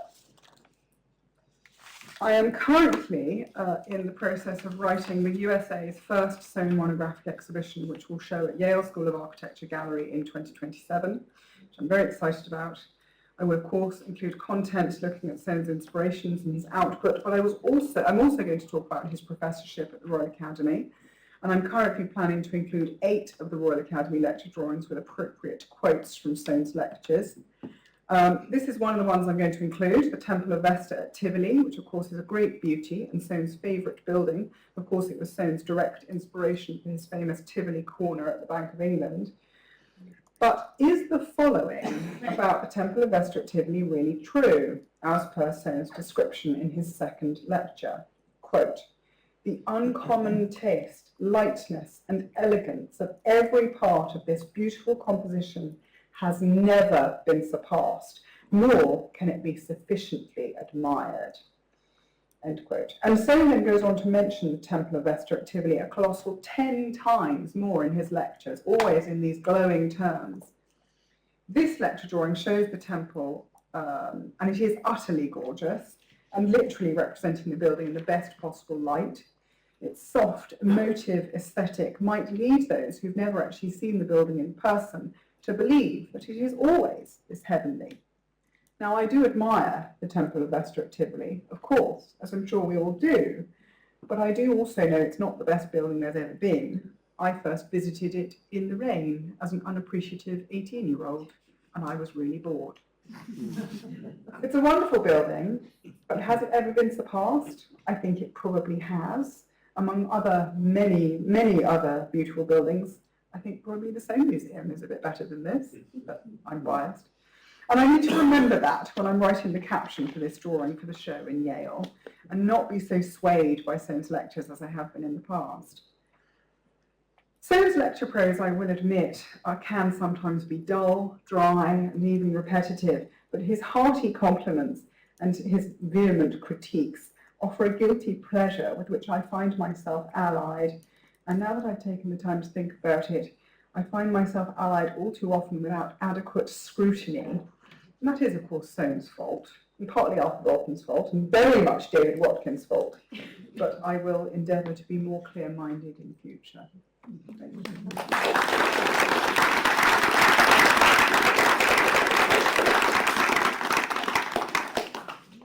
Thank you, Brian, for that rather interesting start of the session. 2 things I'll say. I do remember very well David Watkins giving me a supervision the next day on that lecture of his, still quaffed, as apparently spent hours for that sort of flowing Johnsonian's hair. So the next day it still looked rather like Soane. And the second thing, of course, is what you discussed recently with Frank Salmon in Our Times about Soane's. Of course, he's very, very critical and very entertaining in his being very critical about all sorts of things. But his own architecture has been received in ways that weren't necessarily straightforward, and in fact, it's been left in a sort of, side for a number of years, and this was discussed in the Radio 4 in Our Times programme. So it's interesting to see things both in terms of how he perceived, as well as how his architecture, which of course has suffered enormously in terms of demolitions, etc. thereafter, how that was perceived by the country, him being, of course, very much outsider in many ways, and extraordinary, perhaps, as a result. The next speaker, we're moving to completely different shores, is Katie Holy from the Royal College of Art. She's an architect and long-term collaborator with MUF Architecture/Art. She was a founding partner at Rich's Ole Michael, whose Goldsmith Street Social Housing was awarded in the 2019 Sterling Prize. As a RIBA Rome Scholar in Architecture, she's a RIBA Rome Scholar Architecture and also teaches at the RCA Royal College of Art and is undertaking currently a PhD by practice at the University for the Creative Arts. Now, her paper is titled Mother's Home, Marginalized Histories in Post-War Housing. Katie, thank you very much. Thank you. It's great to be here. I was trying to work out why I was here. And I think in some ways the outsiders I'm speaking about are working class women and the kind of voices from the interior. Just need to work out how to do this. Cool. Post-war narratives of motherhood in the United Kingdom often allude to the loneliness and isolation of women, and mothers in particular, as populations become more mobile and families move further apart. My research focuses on mothers and housing, and in this paper I consider ad hoc and emergency practices of making homes and building communities in the immediate aftermath of the Second World War. I use social and political histories to look at housing through the direct experience of mothers in order to explore ideas of collective action and the nuclear family. My sources include the archives of social research organisation Mass Observation and the Communist Party of Great Britain and the Jack Gaster archive in particular. After setting out some context, I was going to discuss two case studies, the prefabricated estate and the squatted army camp. Following World War II, the Labour government, led by Clement Attlee, launched the welfare state founded on the ideas of Beveridge Report in 1942, a blueprint for social policy in post-war Britain and a comprehensive system of medical care and social insurance. Implemented under Bevan with the National Health Service established in 1948, the welfare state led to a centralisation of service organisation and therefore a loss of local control. The financial and social structures of the new welfare landscape had a number of direct consequences for women and mothers. For instance, welfare payments such as child and housing benefits, which were paid directly to women. Helen Charman's Mother's State, A Political History of Motherhood, which is a 2024 publication, argues that motherhood is a political condition and observes that through the 20th and 21st century there's been a disproportionate linking of motherhood to the state, speculating upon a subsequent dependency. You're cared for, but therefore obliged to care. The overwhelming need for post-war reconstruction arguably increased the objectifications of women as wives rewarding returning servicemen with domestic care and pleasure, and as mothers producing and raising a new generation of citizens. Throughout the war, many women have been an active part of the defence effort, working in factories and in the forces. Men were away, and many families were fragmented. Post-war, there was a political and social pressure to have children maintain homes, but also a simultaneous and growing pressure on mothers to work, despite the closure of wartime nurseries and restaurants that might have helped support such labour patterns. As social and welfare reforms progressed, new jobs in areas such as teaching and nursing also needed to be filled and were seen as essentially women's roles. So the post-war period was one of enormous housing shortage in the United Kingdom. Over 200,000 homes were destroyed in the Blitz or were beyond repair. With most able-bodied men absent or just returned, the construction industry was in disarray and fuel and building materials were in short supply. In the autumn of 1945, a third of all British people were looking for somewhere to live. National aspirations were high, but for the general population, life often lived in terrible accommodation. Rationing continued through to the 50s, and the winter of 1946-7 was the second coldest of the 20th century, and the coldest was actually 1962-3. This Communist Party leaflet sets out the problem, addressing the public directly. Homes or slums, not much of a choice. Housing the family is urgent, conditions were terrible, but housing was also politicised by critics of the government.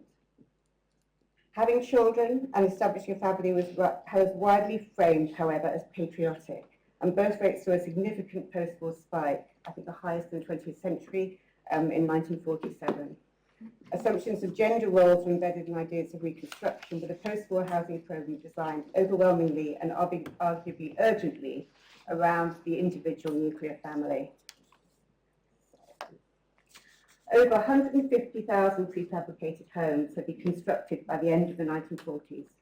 Many were made in now redundant aircraft factories, and the motivation was employment as well as housing provision.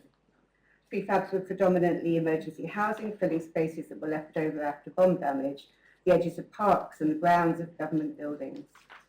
Some prefabricated houses were intended to be permanent. These include the Waits House and the Cornish Unit houses. In a pilot paper article, Clarence Crescent from 1946, Peter Hunot interviews 28 families on a prefabricated Clapham estate, where there are 87 houses but no social or recreational space. One conclusion he drew was a lack of community cohesion exacerbated by this absence. The families have come from across London, and many comment that they have left their real friends and relations back where they have moved from. He notes, people have retreated into their homes without some catalytic agency, a personal group or social centre. The desire for association beyond the family may not find expression. Whilst recognising that children haven't the inhibitions of the parents, Hunot records that the people he spoke to definitely feel a need for something more than a house to live in and a garden in which to grow flowers. A picture of domestic pride or duty emerges. Competitive gardening is described, whilst he also observes that the copper strip detail encircling the prefab is polished at every front door on the estate. One barrier to change in gender roles, or perhaps loss of community, is this commodification of the home. Resources are required, and the family model delivers these, buying material goods and time for domestic labour. In Clarence Crescent, Hunot describes in detail the interiors he has visited and the house pride he has seen evidenced. Every sitting room has an upright piano, whether anyone plays or not. The quest for the ideal home, with the focus on the interior private realm, accelerated into the 50s. The Allied drive to consumption further consolidated the idea of the family as a necessarily financial model to achieve the desirable house of one's own. Rayner Banham saw prefabrication and mass production not as a cheaper way to build conventional homes, but as the raw materials to a radical reimagining of living. In The Architecture of the Well-Tempered Environment, 1969, he opines that architectural history had, at least until that date, almost entirely excluded crucial aspects of technology from historiographical discussion. In the post-war period, questions of servicing, performance, and the technology of building fabric production are, however, central to temporary and new built housing design and manufacture. Housing design standards, too, emphasise technological advance in issues such as sanitation and heating. Houses, Permanence and Prefabrication from 1945 by Hugh Anthony emphasise the technology and therefore modernity of prefab homes, referring to pre-war precedents for prefabrication, Gropius, Germayer, Gibbard, and looking at the temporary housing programmes of the USA and Sweden. In House Out of Factory from 1946, John Globe and Gray Warnham, while citing modernist precedent for form and utility, paradoxically describes the prefab as external to architectural culture. Homes in the factory are the product not of architectural but of industrial design, they state. Both books, however, follow a thread of aspiration allied to the modern movement. Clear spans, frieze plans which show full of built-in furniture, homes as machines for living, and technical innovation.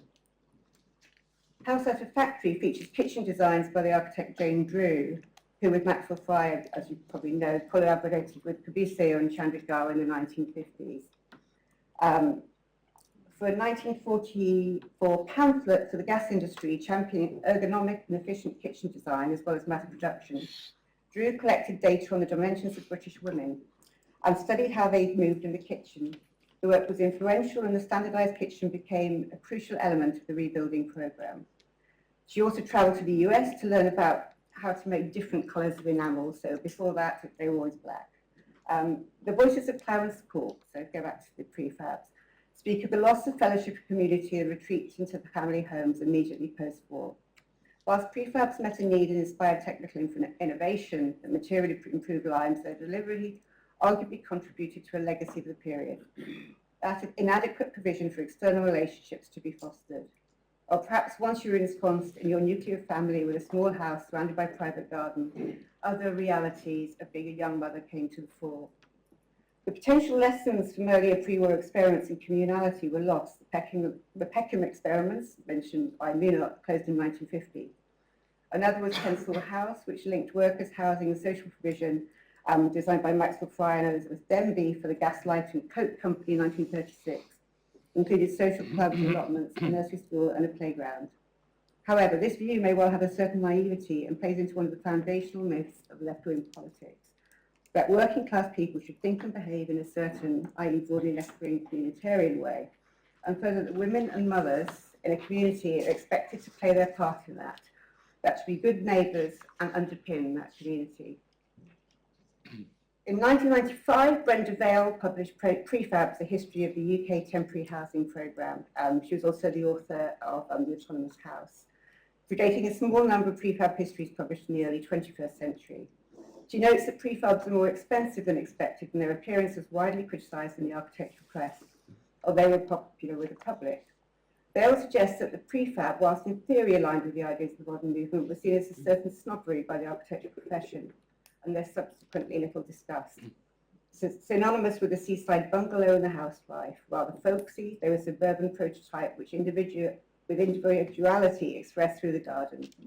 What made them work, however, was the opportunity they proffered to build a home, and they were tenacious in places. Communities over time did, of course, flourish. So the article I'm quoting comes from 1946. I'll then move on to squatting. There are examples of collective action and mutual aid from the immediate post-war period. Provoked by widespread destruction, overcrowding, barely habitable conditions, the 1946 squatting movement was a nationwide mass action, much of it spontaneous and ad hoc. In all, over 45,000 people occupied empty military camps, bases, prisoner of war camps, and requisitioned hotels and flats. The picture post positioned London squats, organised by the Communist Party, only the London ones were, as a threat to the housing delivery programme which must be stopped, but recognised the added impetus it gave to the requisitioning of property for housing by local authorities. Several London Communist councillors were charged with conspiracy over the London action, which lasted less than 10 days. Meanwhile, lots of the camps lasted for years. The press was predominantly supportive of camps, and more right-wing press, such as the Daily Mail, used them to critique the Labour government and its slow delivery of new housing. Squats spread fast through sympathetic reporting. Much of it was led by ex-servicemen. However, women and mothers were the primary instigators in a number of camp occupations. In Watford, for instance, one woman told a mass observation reporter, quote, "I moved in whilst my husband was at sea, so he'll come back and find us here." Another explained she'd previously been living in an expensive single room with her children without heat or hot water for 4 years. In Consett, County Durham, kitchen conferences were organised to plan the occupation, and women in Maryhill, Glasgow, held street meetings with the same aim. Mothers of preschool children at home in squats during the day were often the default spokespeople with visiting reporters. The events of 1946 can perhaps be differentiated from later squatting movements, and the squatters were most exclusively working class, although you could argue that, and driven primarily by need and not ideological position about an alternative way of life. The degree of desperation in 1946 might be understood through the harshness of the conditions that families were prepared to move into. Those in Norton, Fitzwarren and Somerset were described thus by a squatter. We had no water, cooking facilities or toilets. The one facility we had was electric lights. We had to buy coal-burning stoves. The brick hut had about 9 open toilets with no segregation. Baths were non-existent. Squatters wanted to be perceived as respectable citizens, it seems, from newspaper reporting at the time. Weekly rents were eventually paid to local authorities, and the term squatter was dropped as residents negotiated access to services. Families were keen to appear respectable. There were newspaper articles about cooking in an army hut. In Grangetown, Sunderland, residents plan to make their site an ideal village residence, and they opened one hut as a show home. Young families with small children frequently shared costs, foods, chores, and building skills, an alternative social structure to the multi-generational households of pre-war evolved. At a camp outside Birmingham, the housewives pooled their kitchen utensils and shared 2 communal cookhouses. Many camp squats lasted for years and built strong community. Perhaps because of the shared inadequacies of their circumstances and need for neighbourly help, but also, as Colin Ward, anarchist in Norfolk, would argue, as a consequence of the affirming nature of looking after yourself and taking matters into your own hands, self-determination. Ward actually visited quite a few of the camps and was very critical of the Communist Party for underlying the movement, which he perceived as having potential to have a much bigger impact. Mass observations surveyed housing during the war with an emphasis on direct survey and communication. They continued to collect oral history from the squatters. On the 16th of August 1946, an interviewer from Mass Observation visited Gladstone Park, North London, as the first squatters were moving in. She returned frequently following the progress of the Lation family. Mrs. Lation, who is 28 years old, becomes an important figure in the social organisation and functioning of the camp community. It is Mrs. Lation who first came and claimed a hut. Before this, the family had spent 4 years in a single room as well. From these reports, there's a mass observation report and some of the interviews there, a handwritten plan and notes about furnishing and decoration. I have traced how the family, originally from mining families in South Wales, took over, adapted and made a home from an abandoned army cookhouse. The interview, and these are just kind of ongoing work in progress, which I won't dwell on too much. The interviewer describes Gladstone Park as a compact, young and thriving community. Mrs. Lation is an active resident on the organising committee and responsible for 10 huts and communicating with the council. In March 1947, the interviewer reports Mrs. Lation washing and cooking for a neighbour hospitalised after a difficult birth, as well as looking after her child. She's on a 3rd load of washing. For the camp mothers, the act of squatting arguably necessitated more housework, as well as the enforced sharing of facility and therefore hardship.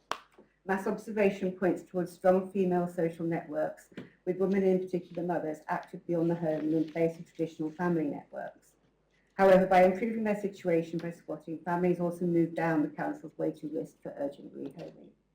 The interviewed considered themselves not completely settled, and when we understand the lack of sanitation and the deprivations of a bitterly cold and very long winter, one can imagine the conflicting desires involved.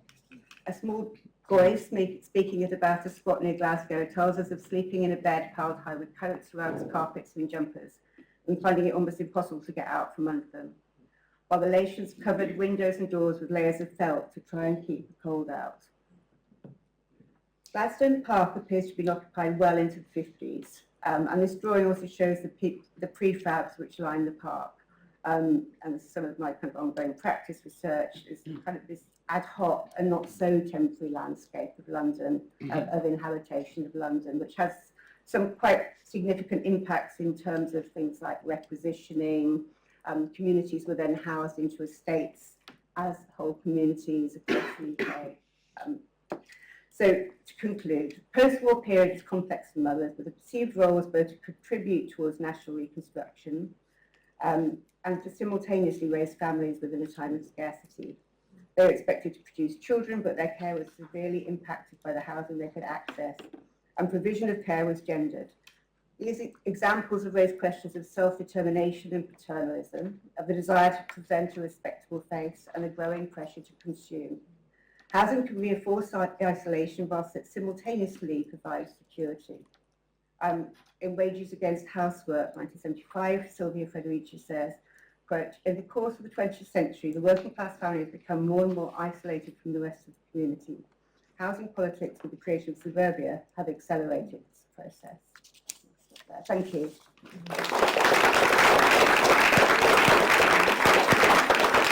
Okay, everyone, I think we've just gone past 2 o'clock, so to make sure we don't all end up locked into the Courtauld overnight, which I think would be all of our worst nightmare, we'll get kicked off again if that's okay.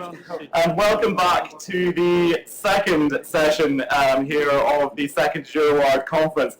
And just before I begin this session, if I can now welcome, after an odyssey, truly, of 24 hours spent aboard the very appropriately named MS Ulysses. Our keynote speaker, Kathleen, has now arrived. So I think after that journey, it's certainly worthy of a round of applause for actually getting here. So welcome, Kathleen. Kathleen will answer any questions that might have arisen in relation to the keynote speech, which was so expertly delivered by Melanie Hayes of Trinity College Dublin. And thank you so much again, Melanie, for stepping in at the last minute. I know from last night myself, Melanie was working away at the speech at 2:30 in the morning, so it really was quite an undertaking. So thank you so much for that, Melanie. But just following on then in our trajectory, which was set by the keynote speech so ably delivered by Melanie Hayes, we are now beginning to, having started in the sort of apparent metropolitan centre, and it's perhaps no accident that we began our analysis with the terribly British musings of Francis Sands, we are moving increasingly out. So just as our keynote speech started off with looking at the works of Girouard itself and opened out into Southeast Asia and the Americas, we're now beginning to edge our way away from the metropolitan centre in London towards places on what used to be called the Celtic Fringe, which sounds rather more like a 1920s haircut than anything else, but nevertheless. So for many decades, British architectural history was structured around what we might call the metropolitan gaze. England was treated as the natural core of cultural and architectural innovation. The further one travelled from the metropolitan centre, the more architecture became retardataire, lagging behind fashionable movements, or operating on the fringes of what was considered to be proper cosmopolitan architectural culture. For all too long, it was believed that the architects Paddy, Jock and Taffy visited London, where, wowed by the architectural wonders they saw there, went home and through a lack of sophisticated architectural knowledge and or subject to the patronage of archaic provincialist vulgarians, made a right royal mess out of copying it. But this centre-periphery model has been shown to obscure far more than it ever illuminated. It overlooks the fact that many places labelled peripheral were, at different moments, extraordinary engines of architectural creativity with their own architectural trajectories shaped by differing legal systems, materials, climates, and their own unique socio-political milieu. Increasingly, we have recognised that British architectural history is not a single narrative radiating outward from the metropolis, but rather an entangled constellation of centres, each with its own chronology, culture, and relevance within its own context. Architectural histories are increasingly understand the periphery not as a marginal zone, but rather as a conceptual construct that tells us more about power than it does about place. In this, architectural histories of Britain and Ireland have become increasingly richer, more complex, and most importantly, more honest, as we move towards an academic field capable of supporting the full breadth of communities, landscapes, and identities that make up the built environment of these islands. The three papers in this session present two geographic areas formerly considered to be peripheries, Scotland and Ireland, across a vast chronological range from the 8th to the 20th centuries, and demonstrate that, far from inward-looking, reactionary areas dominated by a more culturally powerful neighbour, these were vibrant centres of architectural innovation and originality, responding to their unique context, interconnected and entangled with other cultures across Europe and the globe in exciting and productive cultural exchanges, which certainly required no intercession or mediation by a metropolitan intercessor. So the first of those papers this afternoon will be given by Isabel Chisholm. She is a PhD candidate in the history of art at Birkbeck in the University of London. She previously completed her BA and MPhil at the University of Cambridge, and her current research focuses on the role of the Celtic visual culture in the Christianization of early medieval Central Europe, and really is a paper that demonstrates that far from being sitting right on the edge of Europe and unaffected by it, Ireland was playing a very important role in the development of architectural centres across the European mainland. And thank you very much. I'll introduce you to Isabel.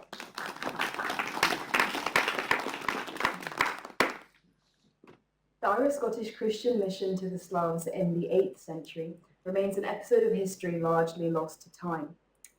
To this day, it is still widely assumed that Christianity was first brought to Bohemia and Moravia by the Byzantine missionaries Cyril and Methodius in the 9th century.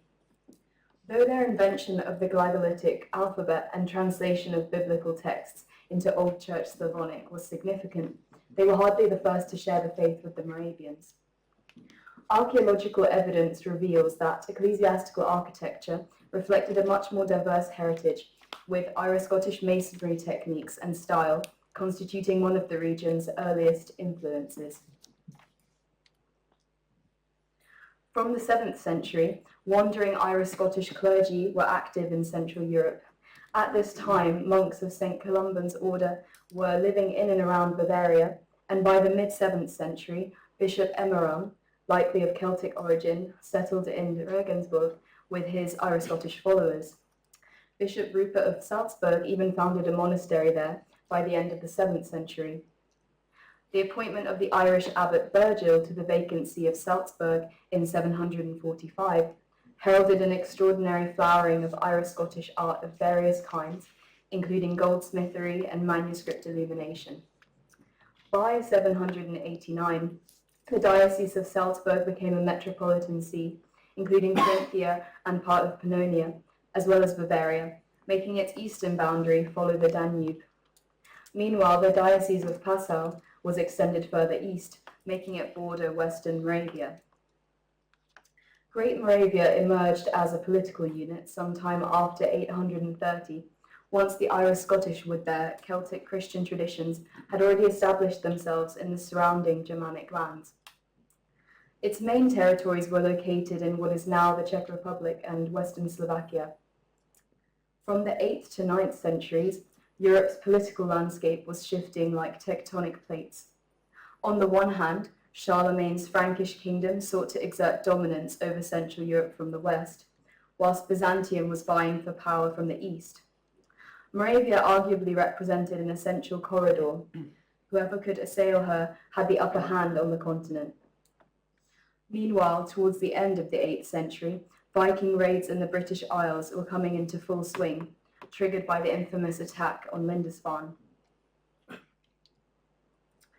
In the midst of these developments, early medieval Moravian ecclesiastical architecture exhibited great variety. This included churches with right-angled chancels or semicircular apses, as well as basilicas and rotundas with individual nuances in terms of floor plan and construction. Most archaeological finds emerged from the settlements of Mikučice, Staré Město, Uherské Hradiště Sady, and Břeclav Bohansko. To explain the development of these architectural styles, scholars of the late 19th and early 20th century tended to group finds according to the binary distinctions of East and West. Here is an example of a Byzantine-type church from Staré Město with a three-nave basilica from Mikučice on the other side. And here are two rotundas, one double apse version from Mikučice and another from Břeclav Bohansko.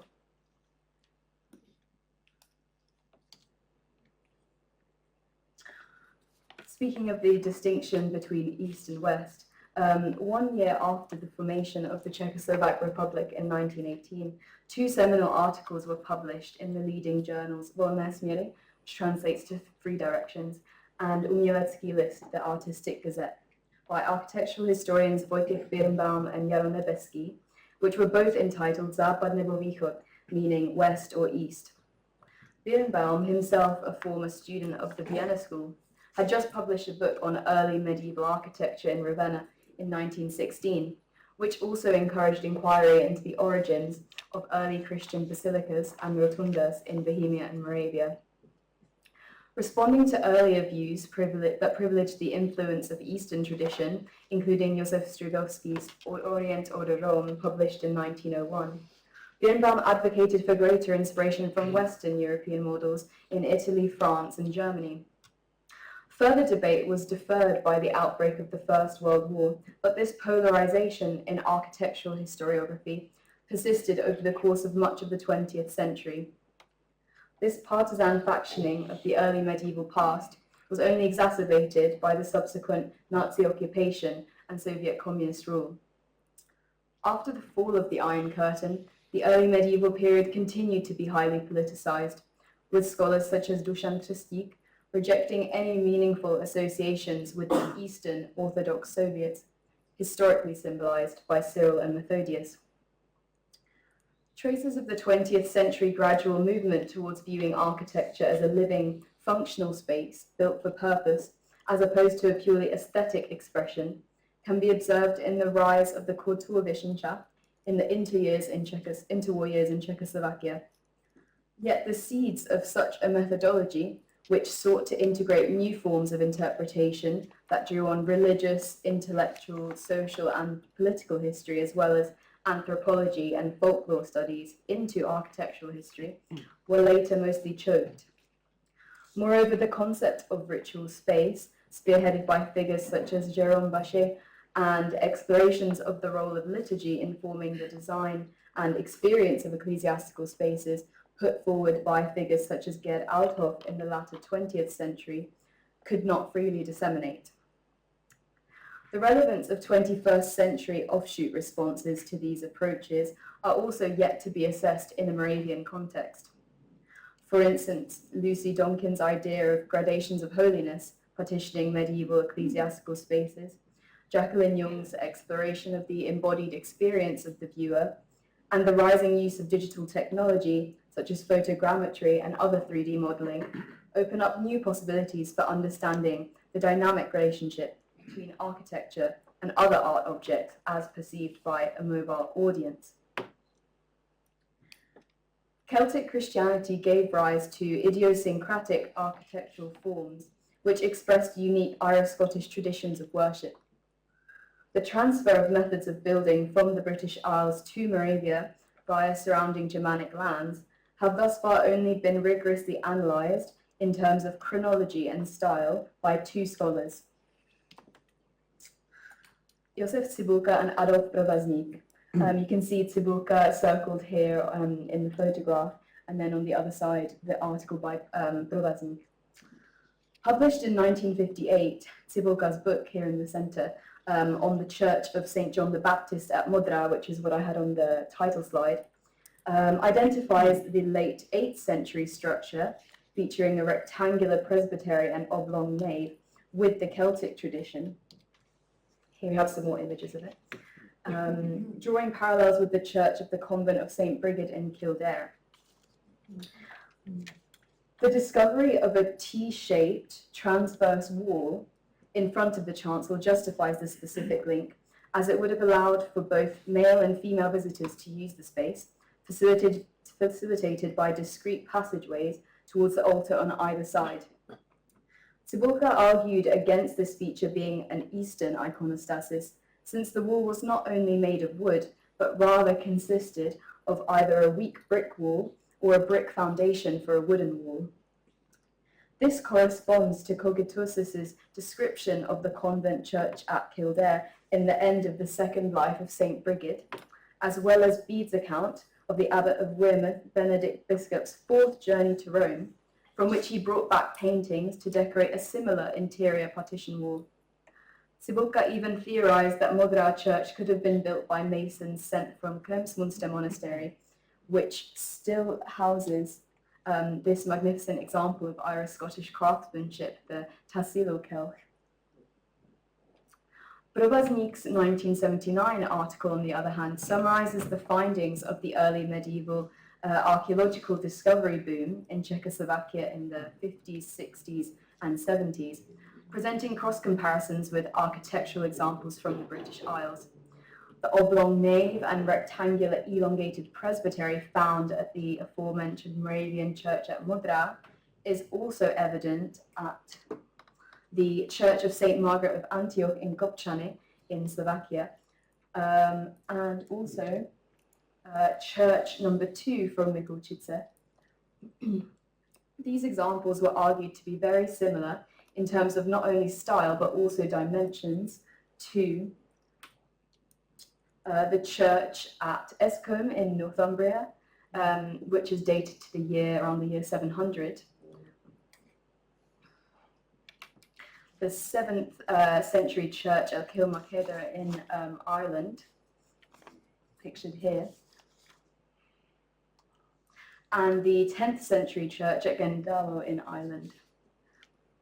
The movement of these styles onto the continent led to the characteristic design of the so-called monastic British church in Bretigny, France, from the first half of the 8th century, which is similar to church number 10 from Mikuchice. So I have a cross comparison here on the slide. And in addition to that, St. Peter's Church at the Corinthian castle, Gunskihe, in the Austrian Alps, likely dating to the time of the Irish-Scottish Bishop of Salzburg, Virgil, in the second half of the 8th century. Though these two studies have brought early medieval Irish-Scottish churches into dialogue with their Moravian counterparts, the transfer of historiographical approaches has not been as easy. Entering the 21st century, emerging discourses on the global Middle Ages aim to broaden perspectives beyond this East versus West dynamic. Despite globalization promising a reversal of the annexation of Czechoslovakia from international scholarly discourses, it's important that we avoid the temptation to simplify the material by looking for general trends. Architectural spaces could alternatively be treated as microcosms of cross-cultural exchange, whilst maintaining local devotional nuances. Other recently discovered early medieval artifacts also invite us to reconsider the rigidity of distinctions between the sacred and profane, as well as between art and architecture. Though the Byzantine missionaries could not understand why the Irish-Scottish did not destroy the pagan altars of the Slavs, they failed to realize that it was precisely the region's pre-existing Celtic visual culture that would become the vehicle for their evangelism. By harkening back to the common Celtic past shared by both the Irish-Scottish from the British Isles and the Moravian tribes, they arguably sought to communicate in a visual language that would be understood. This 9th century belt strap end decorated with chip carving, found in a burial hoard beside a Christian basilica in Mikuchice, has on its reverse what has until now been assumed to be a nobleman. A round face devoid of any features apart from two circular eyes and a slender pointed nose, closely nestled in between, stares up at us. Beneath lies a robe drawn in sharp, angular double outline, extending into a pair of petite feet, contrasting the relatively large hands composed of thick, incised lines, all surrounded by a finely dotted background, coupled with a segmented halo outline around the head. I believe that this is not merely a depiction of a nameless nobleman, but in fact a portrait of the Celtic god Sukelos, shown holding his characteristic mallet and drinking horn. Likely also dating to the 9th century, the Irish-Scottish Southampton Psalter contains strikingly similar imagery. In its crucifixion scene, the two thieves on either side of Christ likewise have extremely simplistic faces consisting of only two round eyes and one dot for an iris. Could the fact that the Moravian belt decoration was rendered in almost identical style be evidence of Irish-Scottish cross-cultural exchange?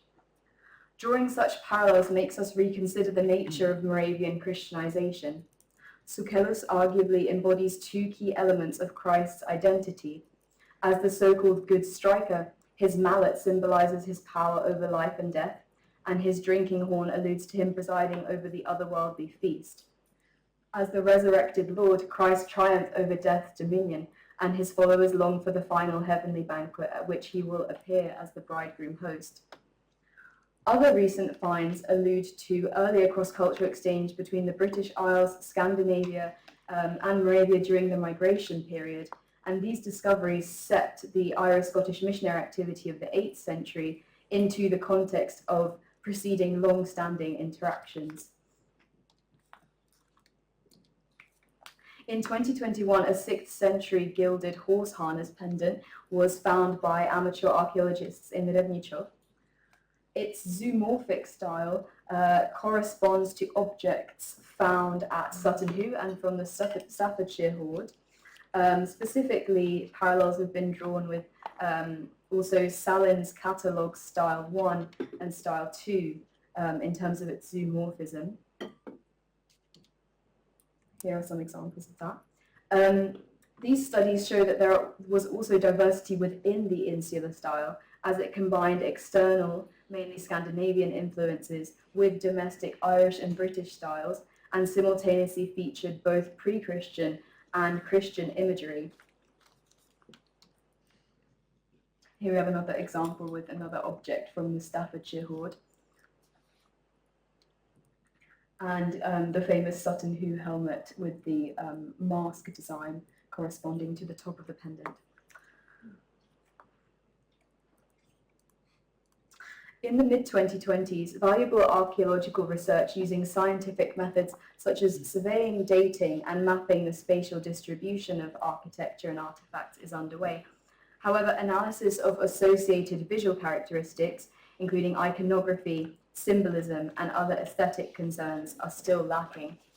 Hence, pending visual analyses can hardly be used as a springboard for an understanding of wider Irish-Scottish Christian practices in Moravia, such as the rituals enacted within church spaces or their relationship to grave goods. More collaboration is needed between archaeologists, architectural historians, and art historians in order to continue to dismantle not only political biases, but inaccurate barometers for Christianization. Ideas of continuity between pagan and Christian imagery, as well as sustained traditions of building, hardly fit into earlier nationalistic narratives of teleological progress. Ultimately, the perplexing presence of Celtic churches on the continent brings into question many scholarly assumptions prevalent last century. The rather artificial distinctions between art and architecture, pagan and Christian imagery, and disciplinary rifts between archaeology, art history, and architectural history have meant that the nature of the Irish-Scottish mission to the Slavs could not be written into prevailing methodological frameworks. Since the 1980s, with the fall of the Iron Curtain, scholars exploring Moravian material were left to leapfrog over many debates of the 20th century and plunge into 21st century questions. Conscientious and sensitive reappraisals of architectural historiography from the British Isles promise to continue to unravel the enduring connection between Moravia and the Irish-Scottish that has for so long been hidden in plain sight. Thank you.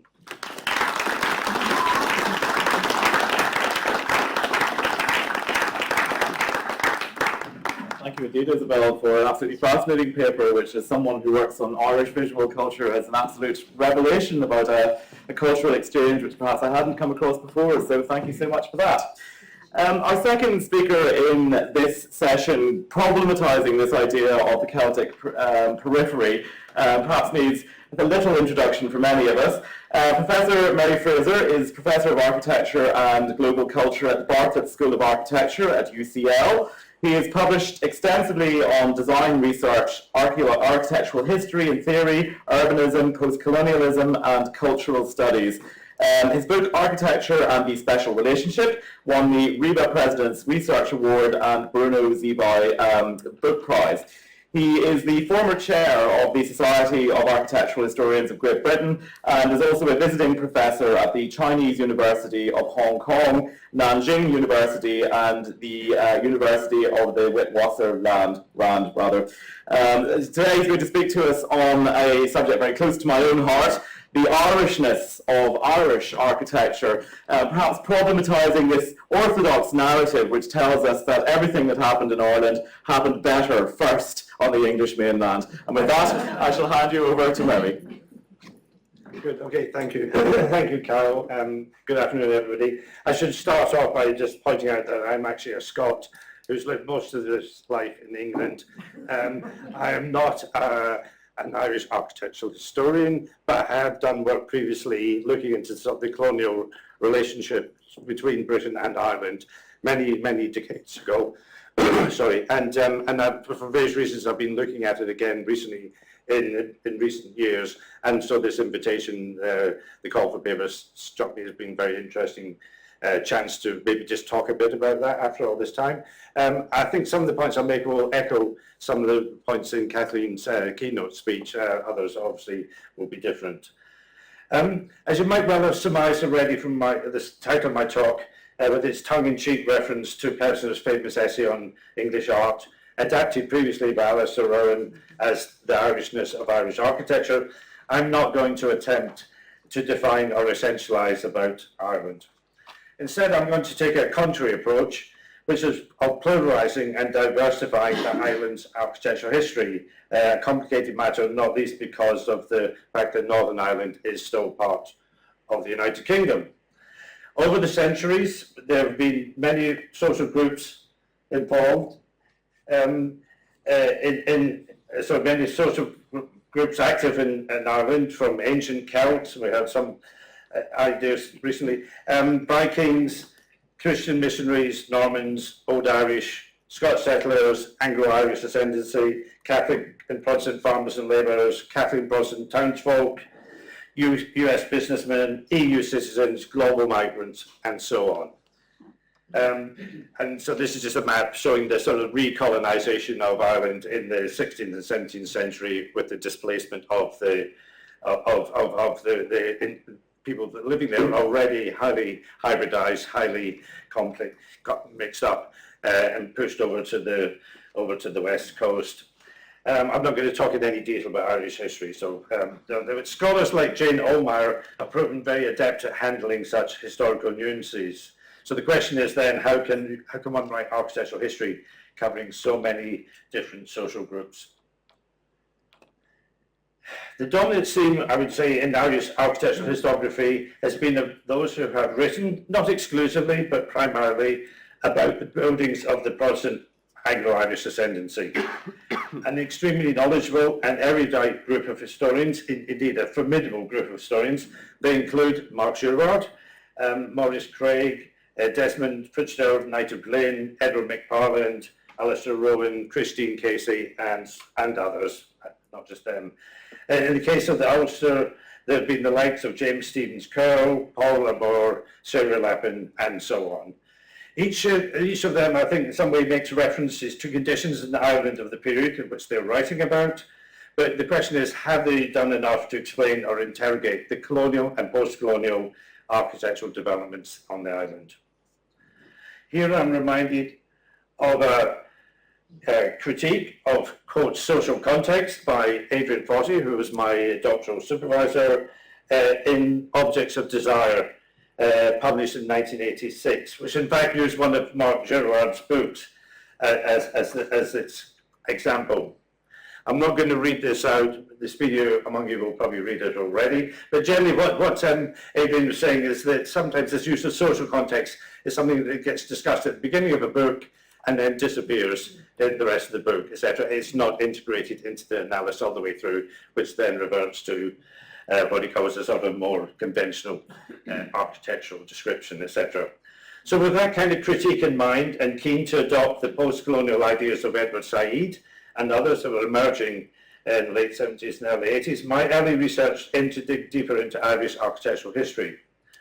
My master's thesis was actually published in Architectural History in 1985, and is, according to a table that Mark Princeton produced at another event, probably the first essay in an architectural academic journal to adopt an exclusively post-colonial standpoint. What I did in that essay was to situate, a thesis and then essay, was to situate the urban aggrandizement of Dublin in the second half of the 18th century by researching into the visual state archives in Ireland and in Kew, Public Records Office, using that information to correlate with existing standard accounts of the period from Craig, McParland, etc. And what my research revealed was that the celebrated Georgian masterpieces of Dublin, which are magnificent, far from expressing a sort of nationalist urge amongst their ascendancy, were actually produced through a series of factional disputes and were primarily pushed forward by British officials in Dublin Castle and Westminster, who were seeking to cement the economic union with Ireland, especially given the rebellion that was brewing and then erupting in the American colonies.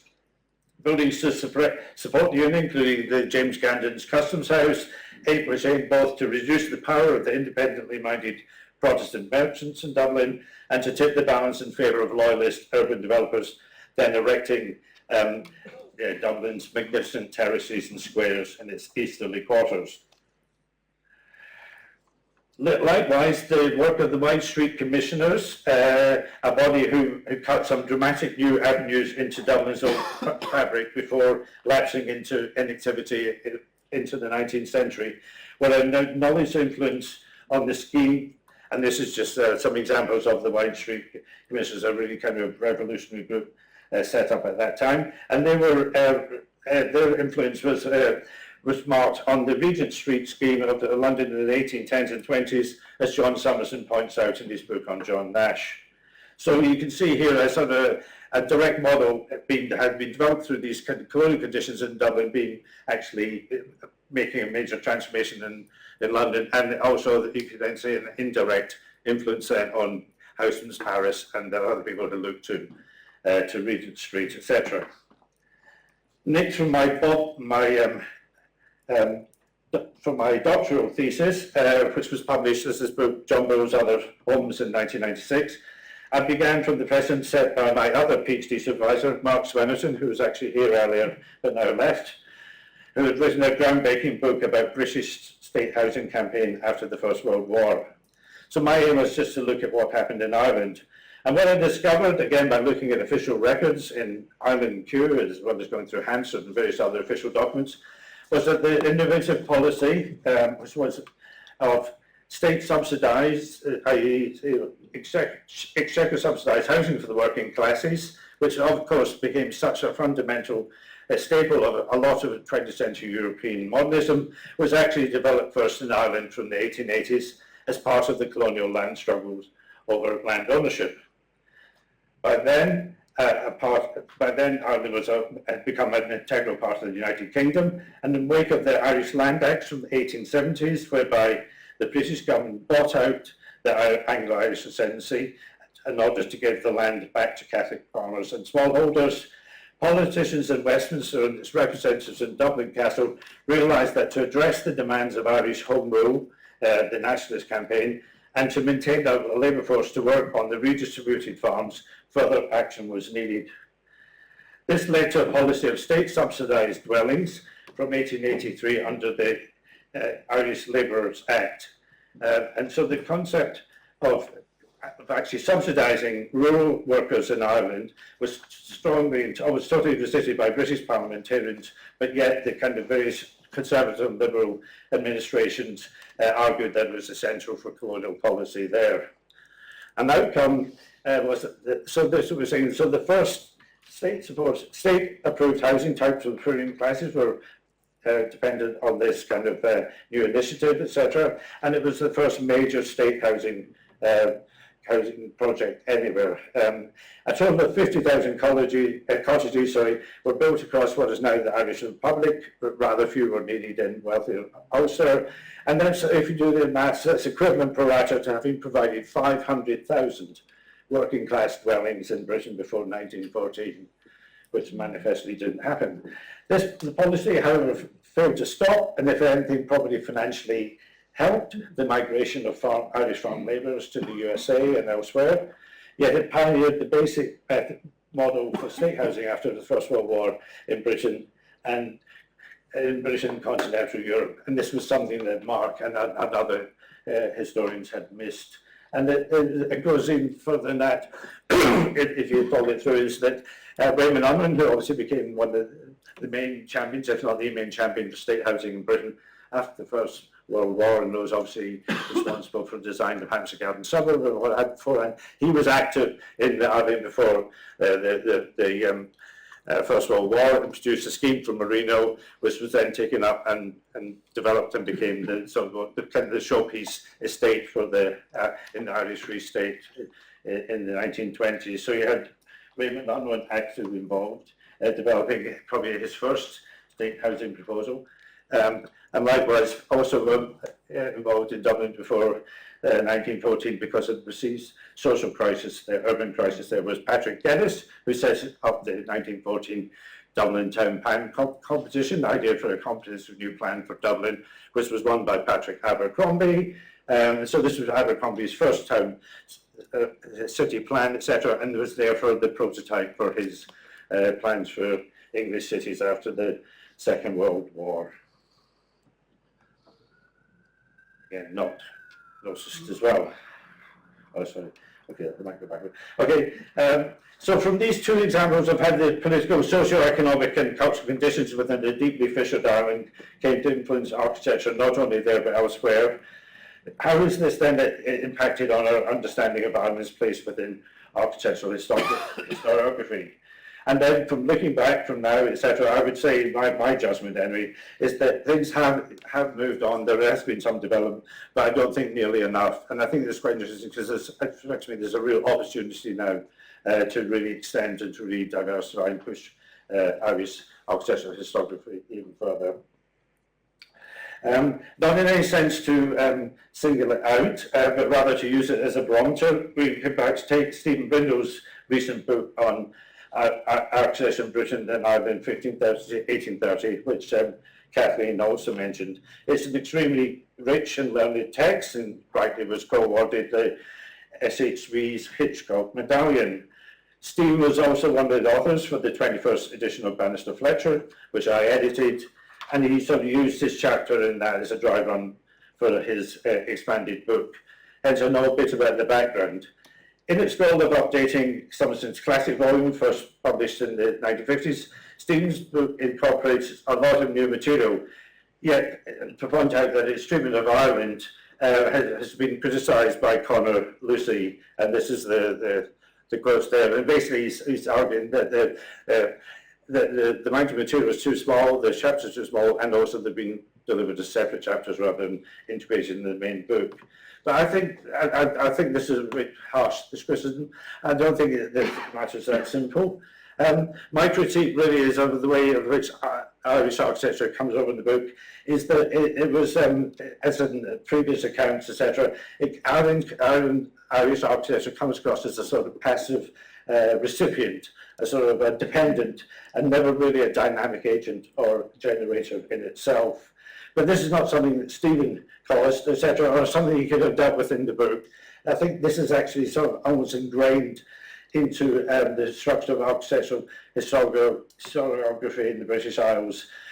Britain, which to a large degree means England, almost tends to be treated and portrayed as the dominant force, with any counterfacts being downplayed or ignored. One can contrast this, I think, with, for example, Jane Omar's writing, a general historian, which argued that Ireland served as a really important laboratory, she calls it, for the British Empire elsewhere.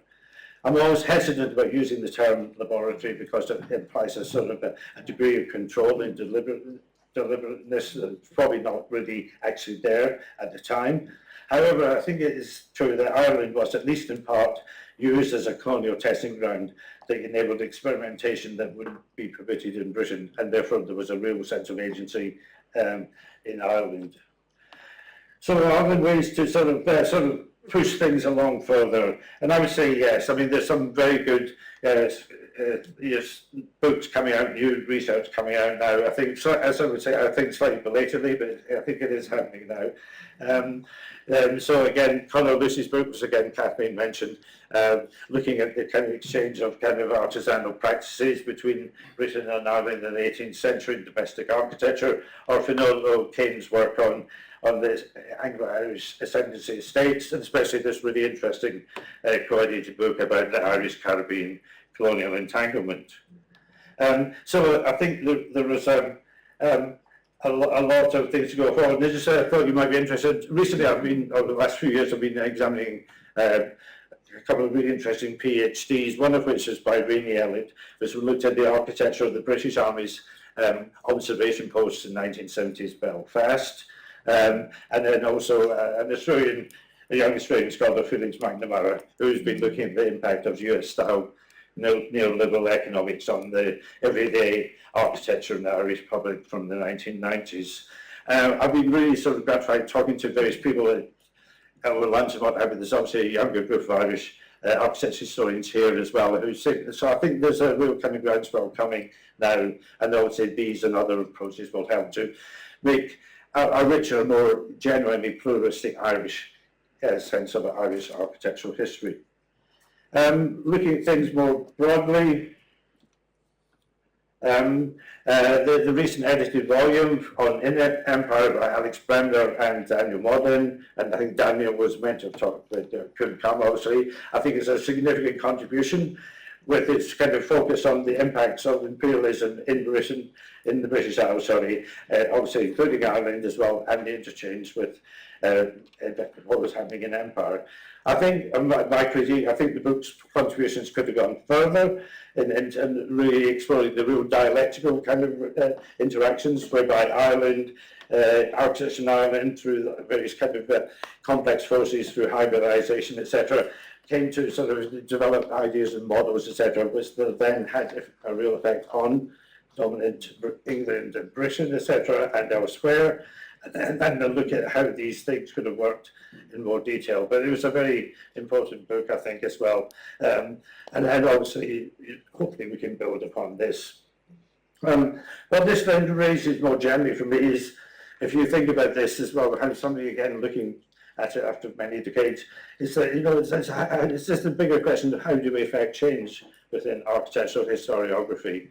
What is the expected time period for such changes? What are the pathway for such changes? And I thought it was one of the most powerful bits of Kathleen's talk was right at the end, was this idea about dissemination. What form?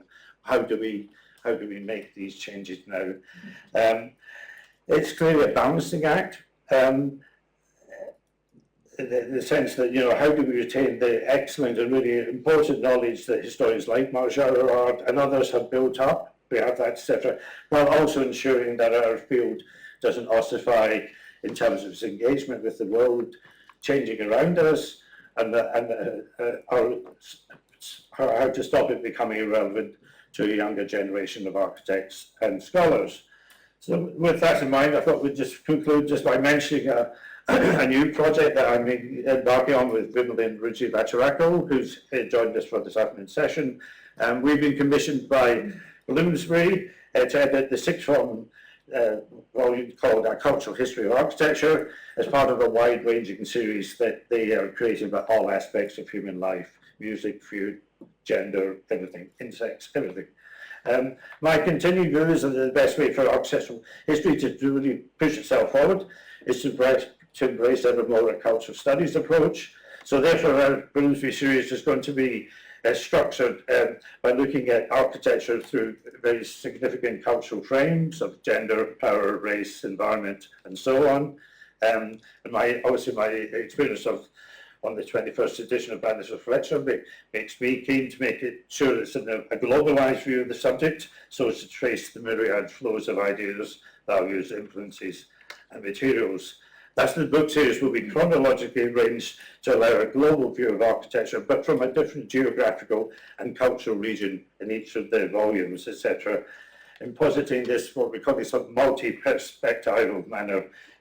We're sort of deliberately sort of misreading this amazing mid-15th century bow map by Fran Marrow, which is basically like the circumference looking out at the world. Imagine this from other parts of the globe at different times. And furthermore, we think that architectural historiography is really enriched through collaborative works, so we can all share our knowledge, background experiences, and insights. And so Infima and I are currently lining up about 50-odd scholars from around the globe to edit the other volumes or else to write the individual chapters. With hopefully a good wind, this project will materialise in a few years' time. Thank you.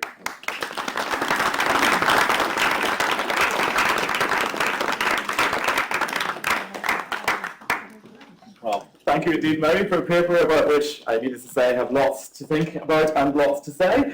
But moving on to our third speaker this afternoon in this session, we have Samuel Fox, who is a second-year architecture PhD student at Columbia University, where he's interested in studying the architecture and media of 19th and 20th century Europe, particularly that of the United Kingdom.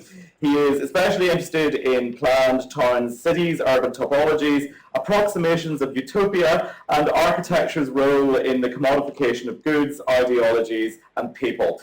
Samuel was raised in Scotland and moved to the US at 17 to study for his BA in History of Art and Architecture at Dartmouth College as a Fulbright Sutton Trust Scholar. He also holds an MPhil in Political and Economic Anthropology from the University of Cambridge, where he researched the European Union's memorialization of surviving Italian fascist era architecture. Now, Sam's paper, as with the other two this afternoon, really do fit into this narrative of building a new historiography of the Celtic fringe. As my introduction to this session hinted, for all too long, the Celtic fringe has suffered under a formalistic, stylistic approach to architectural history, which kind of presented the architecture of these areas as being somehow retardataire and reactive when compared to that of the metropole. So all three of these papers are really part of a developing historiography which really privileges substance over style, and really looks at the entanglements both across the British Isles and also across the globe that form these kinds of architecture. Sam picks up on that particular theme by looking at the vernacular and its place in the development of modernism and the narrative surrounding modernism in Scotland in the 20th century. And with that, I shall hand you over to Sam. Thank you again for having me. I'm really excited to test this idea out with you. Let me know if anything doesn't quite sound right. So British 20th century modernist architecture seems to benefit from a rather clean-cut narrative, tantamount to a flattening of its asynchronous uptake and reception across its four constituent countries of England, Scotland, Wales, and Northern Ireland.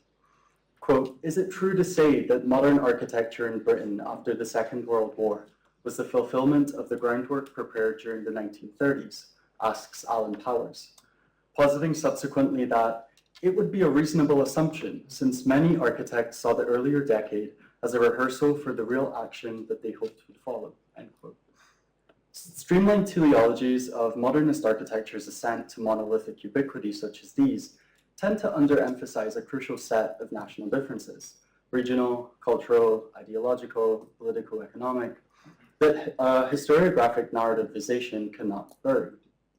In Scotland, where I'll focus on for this talk, the continuity between the interwar period's experimentation with modernist architecture and the post-war era's realization of its precursory prototypes was neither assured nor a foregone conclusion.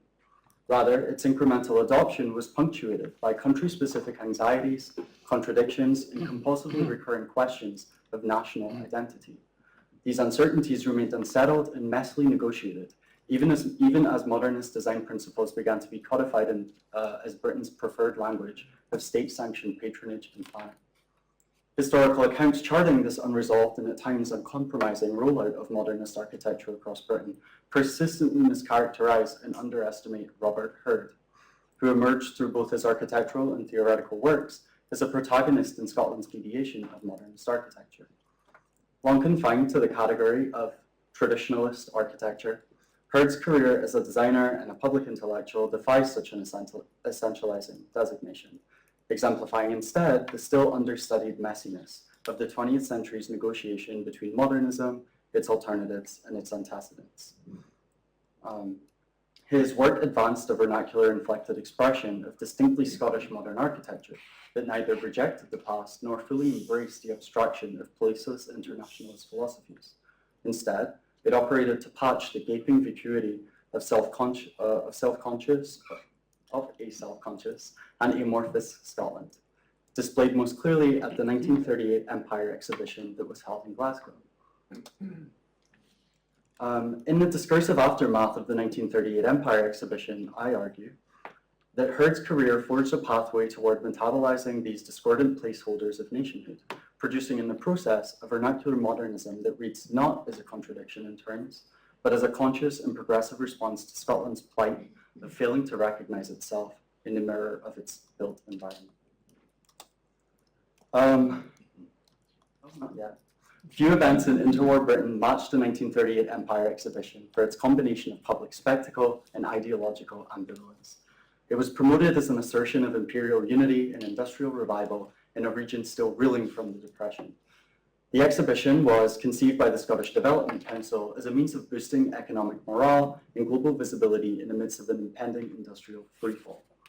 Simultaneously, it was an attempt to assert that Scotland would not be denied the future-poised coeval existence with England that it felt itself deserving of, in light of its contributions and fealty towards the British Empire's achievements.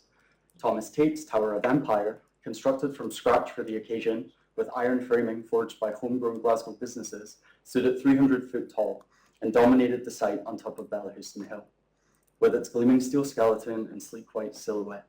From the top of the tower, on its cantilevered viewing balconies that were serviced by elevators, one could admire the Scottish Munros and glens dimpling the Scottish landscape for 80 miles, so the catalogue says. The connections drawn between such a structural feat and the projected facade of a strong modern nation are exemplified in the opening text of the exhibition's official catalogue. This passage on the screen casts the tower as both a feat of engineering as well as some totemic structure through which Scotland could symbolically stake its place among historically defining nations and epochs, projecting on 3 levels: the tower, the exhibition, and the nation, some kind of teleology of long withheld but not greatness. Surrounding the tower were dozens of pavilions whose white and pastel-coloured stucco forms and clean lines echoed the tower's formal language of continental modernism and Art Deco contemporaneity. An urban future of glass, concrete, and cosmopolitan optimism, the Empire exhibition contrasted the surrounding environment of soot-encrusted stone tenements. Resultantly, it announced to its 12 million visitors that Scotland Future had arrived, albeit in the middle of a public pleasure garden belonging to one of Europe's most overcrowded, polluted, and impoverished cities.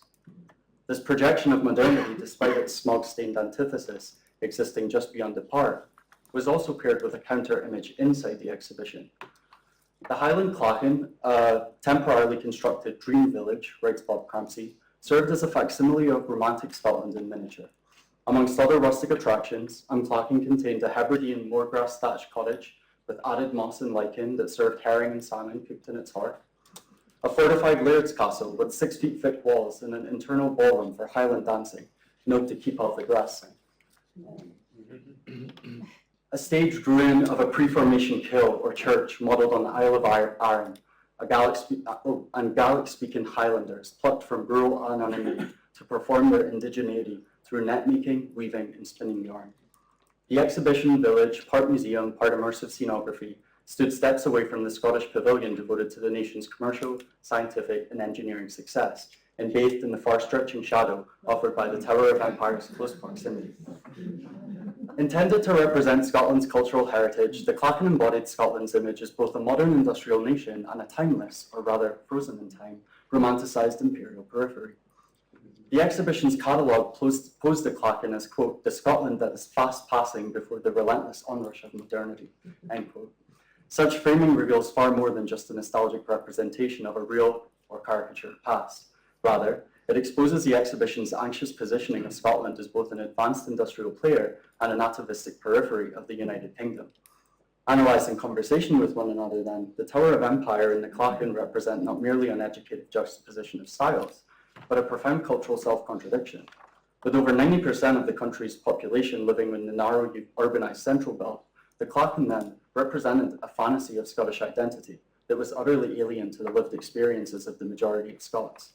This vernacular model village, curated and activated by state and commercial entities alike, instead performed what Bennett and MacArthur call a quasi-ventriloquism, in which the core speaks through the periphery in terms conducive to its own interests, particularly that of a booming tourism industry of romantic pastoralism that persisted for a majority of Scotland's 19th century.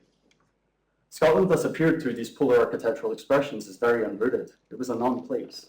Navigating this anxious geo-characterization as both core and periphery was a nation that had participated enthusiastically in the project of empire and had been handsomely rewarded for it. And yet, it remained marginal, if not economically, then symbolically, to its peers. Such a contradiction expressed Scotland's longing for a rooted, recognisable, vernacular particularity, a charge that would be taken up by the next generation of Scottish architects, and is subsequently told through the life of Robert Hurd. It's precisely this tension between modernity and cultural situatedness that this architect would spend his career mediating. So the 1938 Empire Exhibition of Glasgow is correct to be remembered as a decisive public-facing event that introduced the Scottish public to wide-scale examples of modernist architecture. Still, more importantly, its psychic projection of an unstable and self-peripheralizing national past seeded the grounds for such modernist design programs to mediate not only Scotland's future, but re-anchor its own identity in a legible past. So Robert Hurd is remembered primarily as a traditionalist, a preservationist, or even a regressive nostalgic within 20th century accounts of Scottish architectural history. Such a view, I claim, severely dulls the sharp and political theoretical edge of his work. He sustained a long and standing involvement with the Saltire Society. He played an active role in Scottish post-war architectural debates, and he possessed an acerbic writing style. Consequently, it would be a disservice to simply label Hurd as a traditionalist or a revivalist and leave it at that. Rather, his often polemical theoretical positions aligned him more with the belief that modernist architecture could and should arise from the specific material, climatic, and social conditions exclusive to Scotland. Scotland, he insisted, was not, quote, constitutionally incapable of producing pioneer architecture, end quote. In fact, he argued it had done so before, most notably through Charles Rennie Mackintosh, whom Hurd celebrated as both a European modernist and a Scottish vernacular visionary. His achievements, claimed Hurd, was that he renucleated what represented Scotland's best native traditions, while fusing Scotland's cultural and architectural debts to France and the Low Countries. Hurd's call for direct and purposeful cross-continental engagement reveals a great deal about his architectural politics. Despite his attachment to an autochthonous national architectural form, he was not isolationist in deriving its vision. Rather, he pressed for an architecture that was more grounded, an evolution towards specifically Scottish idiom of modernist design. Consequently, Hurd's ideals were informed by Scotland's own vernacular past and particularities, as well as his collaborations with peers such as Andrew Neil. Such particularities, prioritized by him in descending order as cultural milieu, climate, scenic setting, and form, were already beginning to shape recognizably native idioms in post-war construction, he argued. Over time, he theorized that what made Scotland unique, namely its weather, its landscape, and its stone, was what made it incongruent with imported building types that materially and visually alienated the Scottish landscape from itself. And here he critiques his own projects, early projects. Contra to English detached suburban bungalows, Hurd held up the flat, specifically the four-storey Scottish tenement, as a model par excellence of collective, climatically appropriate, and socially progressive modern Scottish living. For him, it struck historical resonances with Scotland's identity. In Hurd's vision for Scotland's future, the tenement was a prototype. It was a form well suited to contemporary needs, capable of being adapted and modernized, and a form that, quote, beats the weather, allows for our gregarious habits, and tramples on social distinctions. In seeing Scotland's past forms of habitation as fit for the future, Hurd's thinking paralleled the contemporaneous arguments in Scandinavian modernism, which also served as a source of inspiration for Alan Ray, which was Hurd's Building Scotland's co-author. Additionally, as a pupil and a family friend of Patrick Geddes, Hurd's emphasis on architecture that promotes sociability and equity echoes Geddes' notion that architecture was embedded in a broader ecology of social, political, historical, and economic systems. So Hurd's attachment to synthesizing a new Scottish national identity for the 20th century oftentimes bled into his politics. Frequently, his writing expressed separatist sentiments, despite being born and raised in England by a wealthy Anglo-Scottish family and having a fervent unionist and pro-empire father standing in the House of Commons. In architectural terms, this implicit separatism manifested in his fear that Scotland was in, quote, imminent threat of provincialism, end quote, a danger that he linked with centralized British planning, industrial policy, and London's general aesthetic hegemony. If decisions, both formal and financial, over architectural developments that Scots inhabited were made in England, Hurd argued, then Scotland would be robbed of the chance to experiment and develop on Indigenous lines. Hurd's disapproval of importing non-native modernist architectural idioms was most publicly expressed in the wake of the Empire exhibition. So he edited a book called Scotland 1938, and in it wrote a chapter called Design for Today, where he cautiously sort of hoped that the inclusion of such uncommon design in the exhibition might stimulate a wider appreciation for modern architecture. But he also dispelled any delusions of the exhibition's lasting impact on national taste, claiming that exhibition buildings, on account of their temporary presence, rarely create the required impetus for paradigm shifts. The more important task on the back of this exposure, rather, was to revert it towards national state-funded design programs. So, not just in theory, but in practice, Hurd chased the centriole of vernacular modernism in his bid to apprehend it. Nowhere was this more visible than his most celebrated and well-known project, the Canongate redevelopment in the centre of Edinburgh's Old Town, which exemplified his theories in action. Beginning in 1952 and continuing past Hurd's own death in 1963, Hurd's approach combined retention and selective demolition of the original 17th century building facades, creating between the interstices of old and new a residential community of city-owned public housing rather than a heritage enclave. His Ferns Canongate scheme won the Saltire Housing Design Award in 1956 and gained further commendations for its Chessels Court project in 1967 from the Saltire Housing Design Awards, the Scottish Civic Trust Awards, and the Reba Building Awards. In juxtaposition to historic facades, the sheer simplicity and strict nature of new additions speak to the lasting nature of very Scandinavian-inspired influence. The development opened to the Canongate through a carefully planned arcade over here, which in the process of sheltering passers-by from the harsh wind tunnel effects of the Royal Mile, afforded non-residents a controlled glimpse into a perfectly manicured image of urbane cum vernacular courtyard living. Hurd's master plan for the project did not reject modernist philosophies, but instead retooled them to engage in dialogue with its perceived understandings of historic, site-specific communal urban living. What defined the most impactful purpose of Hurd's Canongate project, as well as his life's work as a whole then, never adhered solely in form. If Hurd's new buildings borrowed the harrowed walls and small paned windows that regressively fell in line with Edinburgh's historical town aesthetic, it was in how they functioned, socially, materially, urbanistically, that echoed the progressivist stance of his modernist vernacular philosophy. In this sense, implementation of the vernacular was not a stylistic fix, but a Geddes indebted attempt to breathe new life into old form. So Hurd's long-standing commitment to housing as a form of social equity and community integration was already evident in design today. But in this Canongate reanimation, described by the Reba Journal as a once dying and derelict part of the old town, Hurd ended up designing 60 units of public housing, a nursery, a new retail space, and he even fit in room for a pub. All interconnected infrastructure is crucial for community formation and daily life. A fundamental commitment to ensuring the availability of high-quality, regionally specific living quarters for all classes is thus evident throughout Hurd's career. In 1938, anticipating a heightened proliferation of technocratic architectural inventions following the war, Hurd wrote that, quote, "Post-war architecture in Scotland will be mainly notable for the enormous bulk of new state-assisted housing. Much of it is mediocre, some of it is bad, and very little is good indeed," end quote. Preceding by 9 years, Henry Russell Hitchcock's claim that post-war bureaucratic building would be the most rampant site of conflict for negotiating the problem of not up-to-dateness, but of quality. Hurd identified many of the same issues as those which Hitchcock would later claim were changing the architectural field across the globe. In line with Hurd's lifelong adherence to Gaddesian principles, or in his own words, that architecture should be subservient to the conditions of life, Hitchcock's criticisms of post-war housing echo Hurd's own.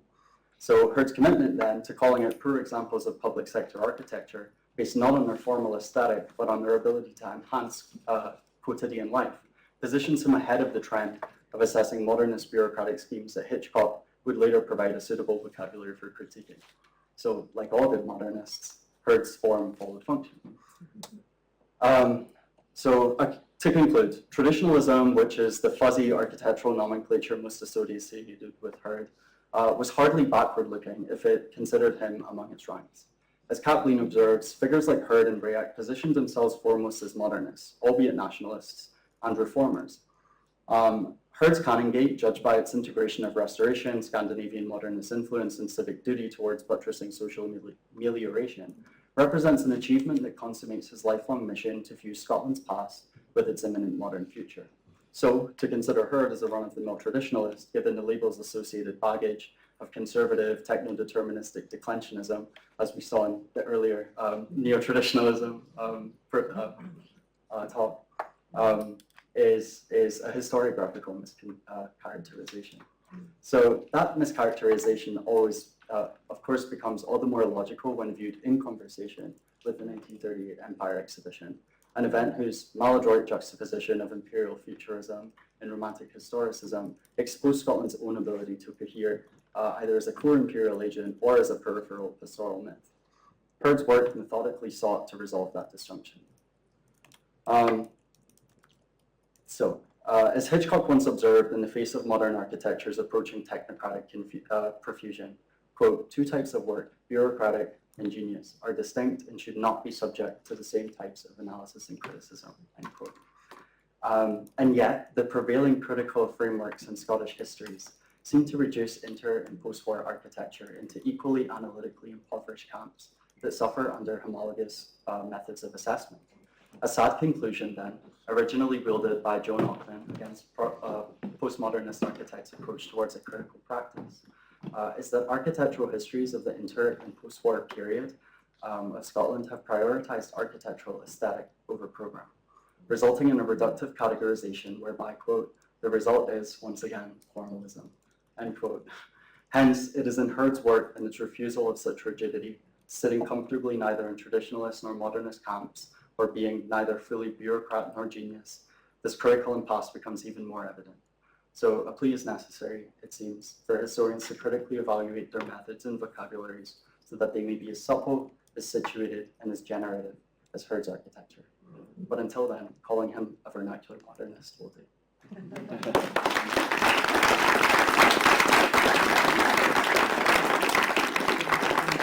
So much, Sam, for that really enlightening jaunt across the Irish Sea, which thankfully was significantly more pleasant than some of our experiences at that journey this afternoon. But with that note, I'd like to invite the speakers back down, as well as Kathleen, who's now joined us this afternoon. And if there are any questions, both about the papers we've heard in that session, and indeed about Kathleen's keynote speech, please do raise your hands.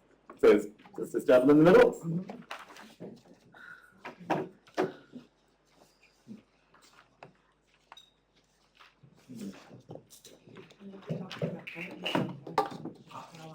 Thank you, Sire. I'm Stephen Brindle, and as you've seen, my recent book, Architecture in Britain and Ireland, was referred to in the slide put up by Murray, in a long quotation by Dr. Conor Lucy, quotations which I hadn't seen before, and which I found thoughtless, false, and frankly offensive. And I think I'd better explain why, and also something of the approach to Irish history vis-à-vis British architectural history embodied in my book. Perhaps I should start by saying that I was reacting against John Summerson's Architecture of Britain. Now, that really does privilege English architecture. People may well recall that Scottish architecture is consigned to one chapter at the back, whereas Irish architecture has no dedicated treatment at all, and there are two passages, each of about 1.5 pages, one in relation to Sir Edward Glover Pierce and the other in relation to James Gandon. And Ireland, of course, is not referred to in the title. Now, I put Ireland in the title of my book because I particularly wanted to address what I thought of, and I think a lot of people have thought of, as Summerson's marginalisation and frankly patronising attitude to the architectural culture of both Scotland and Ireland. Now, Dr. Lucy says that I privilege English architecture. Now, he may be astonished to hear that this is because there is, in fact, a great deal more of it. My book has about 200,000 words. Of this, about 180,000 are of the main text. Of this, about 30,000 each are dedicated to architecture in Scotland and Ireland in separate dedicated chapters. Now, as to the planning of the book, which took about 2 years, I worked on this book for 10 years. Planning it took 2 years and went through 10 iterations, and the final iteration of the book plan was itself 50,000 words long.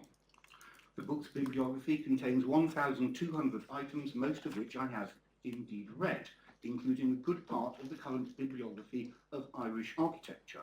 And what people in this room may not realise is that there is one accessible account of Irish architecture written by the wonderful Maurice Craig, and a wonderful book it is too, published in the mid-1980s, which has long been out of print.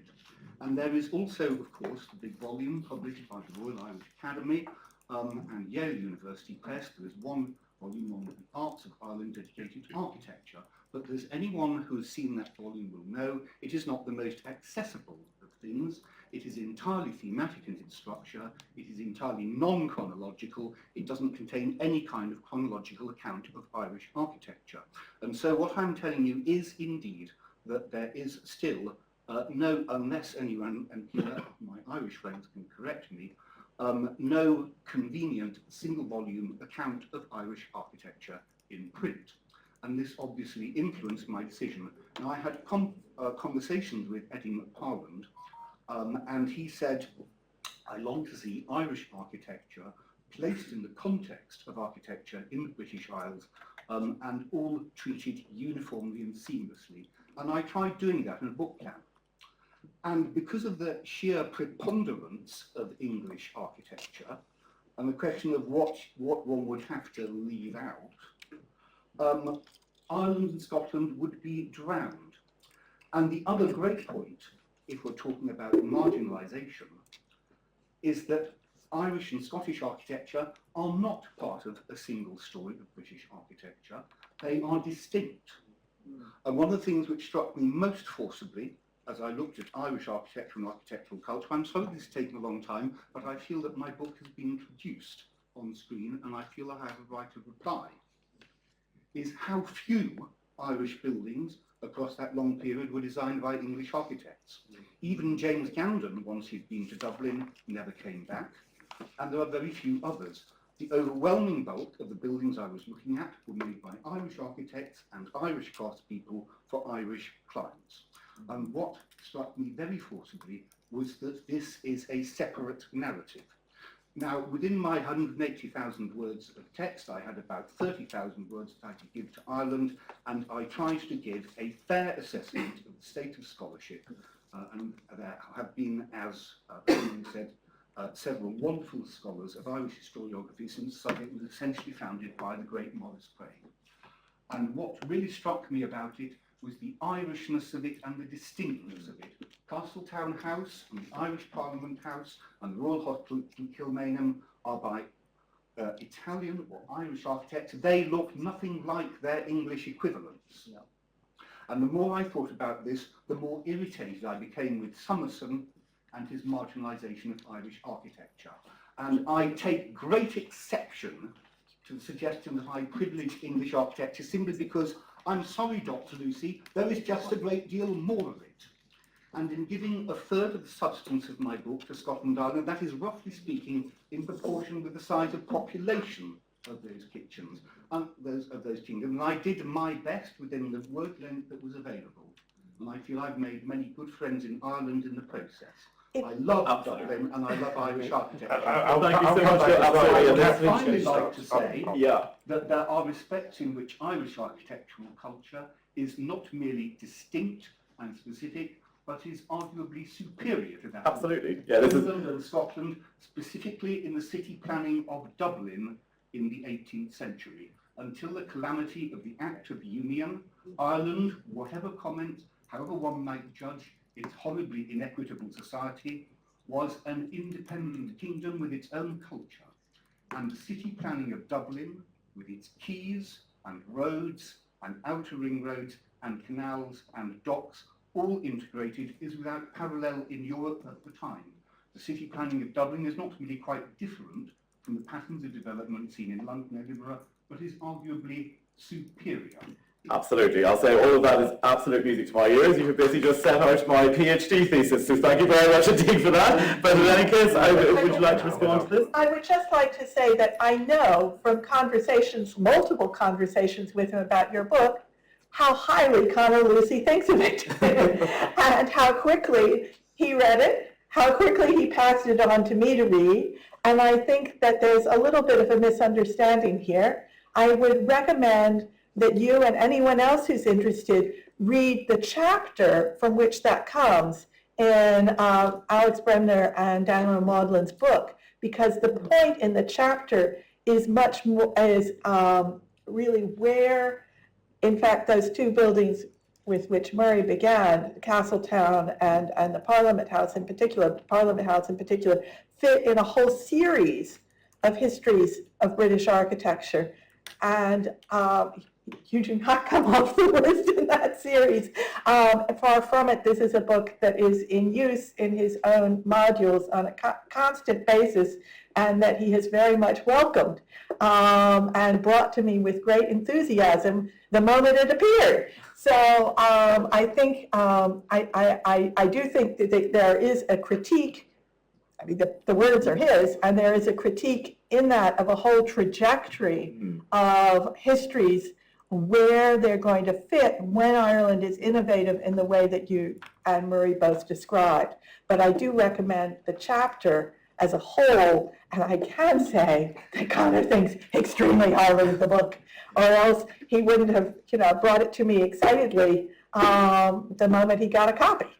So, yeah, Murray, if I could ask you what was what, I think that's when I took your speech was that really that's exactly the point you were doing. I know Conor, and he's a very, very reasonable, very good scholar and all that stuff. And I wasn't using it to single him out. And Stephen, I did say I want to use your book as a barometer, but there is an issue here. And I was sort of using this. I mean, we're here a conversation about architectural historiography. How do we talk about these things unless we actually look at some concrete examples? Yeah. That was the only reason why it's there.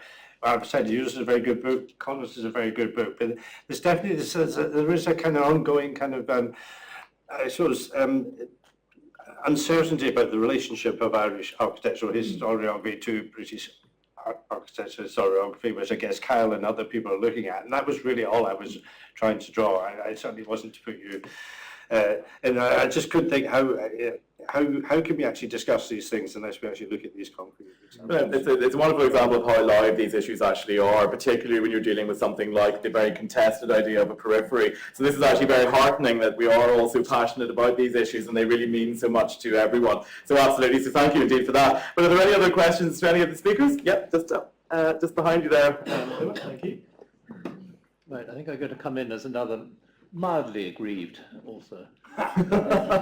Survey book, Alan Powers, because although my words were quoted, it didn't mean to say I agreed with them. I'm afraid I write in a slightly ironic way sometimes. And I also illustrated Robert Hurd's Canongate, which I think not everybody would have done without any adverse criticism of it. Yeah, wonderful. And there was a question just behind there, yeah, just up in the top left corner. Fanny O'Dwyer, as an architectural historian, an Irish architectural historian, I have to say that I was not connected with the fact that I said hello to Stephen at lunchtime, but I found his book excellent, and I have no quibbles about it. In fact, I was happy to quote from it in a recent article I wrote. Do you have any other questions? Oh, yeah, we're here just at the end. Thank you.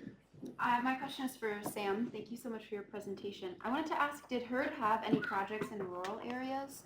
And if he did it alter how he interacted with the sort of traditionalist architecture?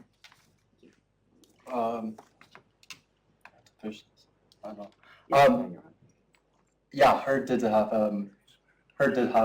rural projects. I actually first came across Hurd as an architect when I was looking through archival reports about the post-war construction of one of Scotland's new towns, Glenrothes, and he was actually on one of the planning committees for it, trying to cohere some kind of architectural vision for the new town developments that were being built around about the same time, and trying to figure out some kind of architectural commonality for cost cutting, of course, because public sector. And I wouldn't necessarily say that it changed much. And of course, as my talk tries to kind of convey, I don't want to focus too much on formalism, more on sort of architectural program. But Hurd's main contribution to any rural areas were that if it's in a non-urban area, then it should cohere around the history, the social, cultural history of the Scottish fishing borough. And in that sense, the format was the same. He still wanted a tenement-style building and sort of mixed use kind of urban layout. So the answer is yes and no. Thank you for your question. And anyone else have any further questions for the speakers? Can I ask one? Yes, thank you. Can you hear me? Yeah. Okay, thank you. So thank you all very much. I did have some thoughts. Question is kind of difficult to put it, but it was from Kathleen after the paper, the keynote this morning, that provided a very interesting overview, but also spoke of the threat, which of course relate to the humanities more generally. But I trained as an architect, teaching an architecture school, always wanted, by the way, to teach in an architecture just because, and I explained, there is a degree of, as it were, direct usefulness to it. Because, you know, what the colleague in Turin calls la storia utile, this kind of useful, which I then understand as what do we learn for designers. So, in terms of the threats and the survival, and then Mari was talking about how do we continue this, in what ways, how has it changed? Because of course we're reflecting on how things have changed over the last 40 years, but everything has changed in the way we deliver it, the way we use it, the way we refer to it. So maybe the term historiography is very limiting in this respect if one understands it literally. And so I suppose my kind of long-winded trying to ask a question is who is it for? That's a really interesting issue. And I was just at a conference, in fact, there are several people here in the room who were at the same conference in Leuven recently, where Hilda Heinen, an architectural historian for whom I have profound respect, so please, just because I'm going to disagree with her, don't report this as anything but a friendly disagreement, said at one point that the purpose of architectural history for her was to train architects to make good buildings.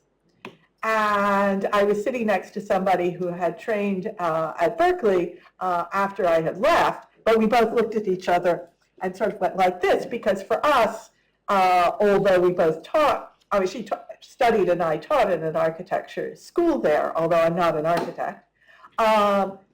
One of the purposes of architectural history is to train architects to make good buildings, but another purpose of architectural history is to train everybody to understand their built environment. And those aren't the same things, and I don't think there's an either or there. I think they're both incredibly important. And so, and I think if I'd actually had a chance to talk to Hilda about it, she'd have agreed that the other was important as well. But for her, trained as an architect, that was the one that came first. And for me, not trained as an architect, it was the one that came second. And I think we need to remember them both and to try to do them both at the same time, and to try also to ensure that both are part of a larger public discussion and not leave it to the pretty stories. I mean, one of the things that drives me absolutely bonkers in Dublin, and I'm sure everyone else has had this experience somewhere in the world, is hearing the tour guides taking groups around and talking about buildings you know something about. Now, I'm not a native Dubliner, and I don't work much on Irish architecture. Andrew Turney and I did a post-colonial piece years ago on castles, but I know that what I'm hearing is stuff and nonsense and just good stories. And what I worry about is that now almost all the ways that somebody who is not really an expert gets their information is mediated through what stories will make a tourist want to come to a place, which is not the same thing as wanting to look hard at the building in the way that you want people to look, and also have these other things that I'm sure you're also interested in be part of how one thinks about buildings. So how, at a time when information is so easy to find, do we have people find the kinds of information? I don't think probably any of us in this room write the kind of histories that Pevsner did, or think that that's the only way that architectural history can or should be written. But I sure as hell wish we could get the publics for our architectural history, especially when we're actually, I mean, sometimes we're really writing very intellectual and somewhat abstruse things on purpose, and there's a place for that. But when we're writing lucidly and clearly to try to get a public, how to engage that public, and the fact that you can't go to a bookstore and find the kinds of books that I bought. When I bought Mark Girouard Sweetness and Light, I can remember where I was. I was in the bookstore at Brown University, which had one architectural historian on staff and no architecture school, and that book was there, and I paid whatever, 20 bucks for it, because books like that were there for undergraduates and slide librarians, as I was at the time, to buy. And find that kind of bookstore today that would have a book like that in it. It's not there. But lots of people read that book. not like Country House where everybody read that book. Everybody I knew in college almost gave that book to their mothers for Christmas one year, Life in the English Country House. I mean, Yale University Press lived off that, the way Bloomsbury lived off Harry Potter. Not kidding. It made tons of money. There are, every one of you who owns books from Yale University Press published in the 80s and 90s, they were published on the profits of that book. Fantastic, thank you. I've just, there's this one here. Sorry, Richard, well, can I just say that was such a wise last observation. Architectural history is not here as a bolt-on for architectural design education. It's a much bigger issue. It's about looking at culture through the lens of architecture. And I must thank especially Fraser as well for all his work in Bartlett, but as an educator and an architect, I'm afraid that architectural history is at times marginalised in the schools of architecture. That's nothing new. Just before we go off for another coffee break, I just slip one into Isabel. As I find your paper. Oh, there's another person there. Can I just say something as well? We're finding that the students, if you treat it in the more conventional sense of architectural history, there's a certain sense of disengagement. But if you actually bring in the issues we've been talking about today, like post-colonialism, like gender, like all these things as well, there's a lot of engagement as well. I think there is ways of doing it. It's just being aware to that and also seeing the benefits of doing it that way, I think, as well. But I think although, as we all know, the way the profession and the validators are going simply isn't helping. Anyway, let's leave that to Yes, and just before we head off for coffee, my I find your paper, Isabel, absolutely a revelation, I have to say. Obviously, you're looking at church buildings. So the kind of question that came up in my head was, I mean, is this basically Irish and Scottish designers piggybacking on ecclesiastical networks, particularly obviously those southern German bishops that you get coming over from Ireland, or have you found any evidence of other ways that these networks were operating, particularly through things like trade, which are more self-generating? So again, it's not this idea that we're kind of piggybacking on another network. Is there actually a cultural exchange going on behind the ecclesiastical? Yeah, that's a great question. I didn't have time to kind of go into all the different avenues of exchange, but one other interesting one is something that's kind of been overlooked a lot is, well, with the reputation of, for example, the Vikings being kind of, on the seas, but they also took a lot of river routes in Central Europe, the Auswege, or it's called something like that, and looking at an interesting pictorial cross that has imagery that arguably borrows from the mythology of Odin as a parallel for Christ. And that was found near the Elbe River, so could be that, you know, certain settlements like from those riverine routes, they're kind of quite underestimated, I think, so that could also be an interesting, and as I kind of alluded to at the end, this sort of diversity within the insular style being influenced by these Viking interactions, Scandinavian interactions, is something that's very interesting as well. There were even some Bohemian garnet gemstones that were found in Swedish burial halls from the early medieval period. So there's definitely potential there. But yeah, that's absolutely fascinating. I'd say an absolute revelation. So thank you so much. Well, with that, I think we shall head off. Thank you indeed for surviving the second session and our post-colonial active catharsis. When you put Irish people into a room, we tend to dominate everything and take you over these days. So thank you so much for all of that. And we're taking about let's say a 15-minute coffee break just back upstairs, and we'll see you back here at 10 to 4. So I'm Murray Fraser, and I'm standing in for Elizabeth McCallum. Elizabeth is the president of the SAHGB, but she was unfortunately taken very ill with flu over the last few days, so cannot make it. So she asked me to stand in, so I'll be chairing this session. In the email from her sickbed, the one thing she said I had to do was to remind everyone about donations to the Girouard Fund. And sorry to go on about this, but it's an amazing endeavour that Elizabeth and others are putting together, and none of us are particularly wealthy, so we can't give a lot, but you might have given some in the past. Maybe you could think about another donation now, if it's been a few years. If you haven't donated yet, please think about starting as well. It's growing up quite well and doing an amazing job trying to reach 50,000 next year, and this money is purely to help scholars develop research projects and to help them with the publication. Given the slashing of funding for all these kind of opportunities, it's really important, I think, that the SAHGB gets us up and running. So please consider that. And if you have any wealthy relatives, I think Elizabeth would love to hear from them. Okay, so this is called, this third section is called International Perspectives, and also we'll be looking at British Isles historiography, both in terms of its impacts perhaps elsewhere in the world, but also perspectives from the world looking at this subject. So we have a range of speakers, and because of the time I was pressed on. So our next speaker is Glenn Harper. I'll give again a biography of Glenn.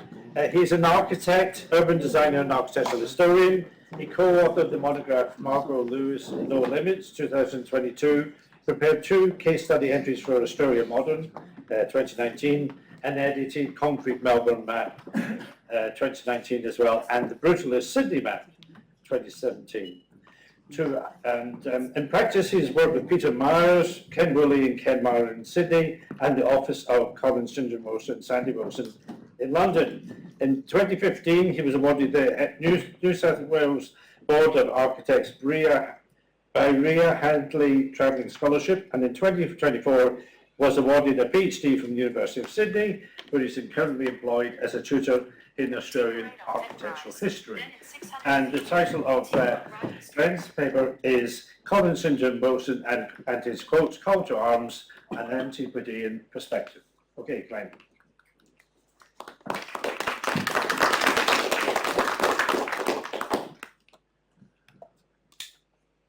Evening.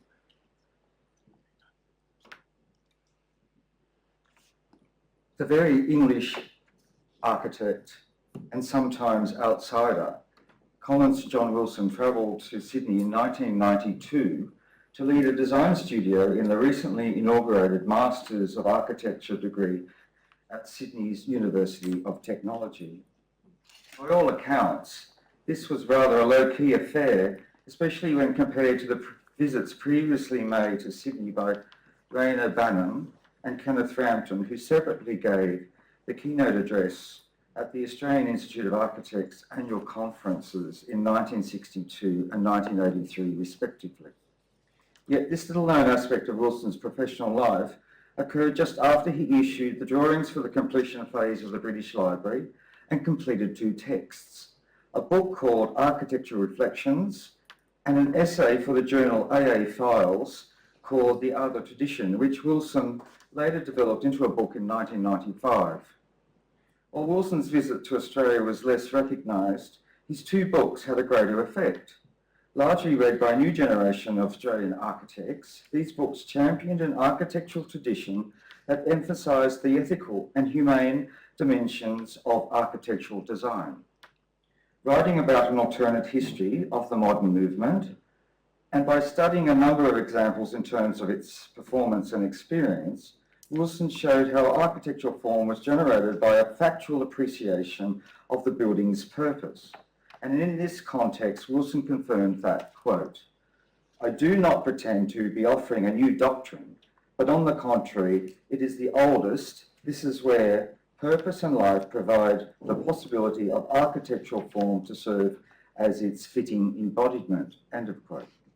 By first contextualising Wilson's text and his visit to Sydney, this paper will show how his 2 publications of the 1990s armed the Australian practitioner with a critical history and theory, and this helps them expand the concept of architectural design in the 1990s.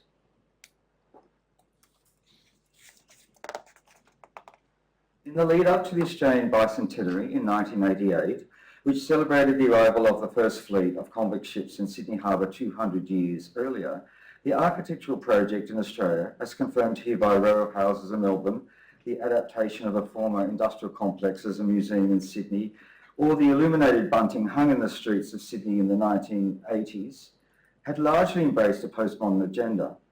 By the 1990s, however, a younger generation of practitioners now critical of postmodernism and the rhetoric of using vernacular and historicist-derived detail as a mannerist tool, were designing to a new set of assumptions, and it was Wilson's scholarship on an alternative history of modernism which helped shape this shift in Australian cultural landscape.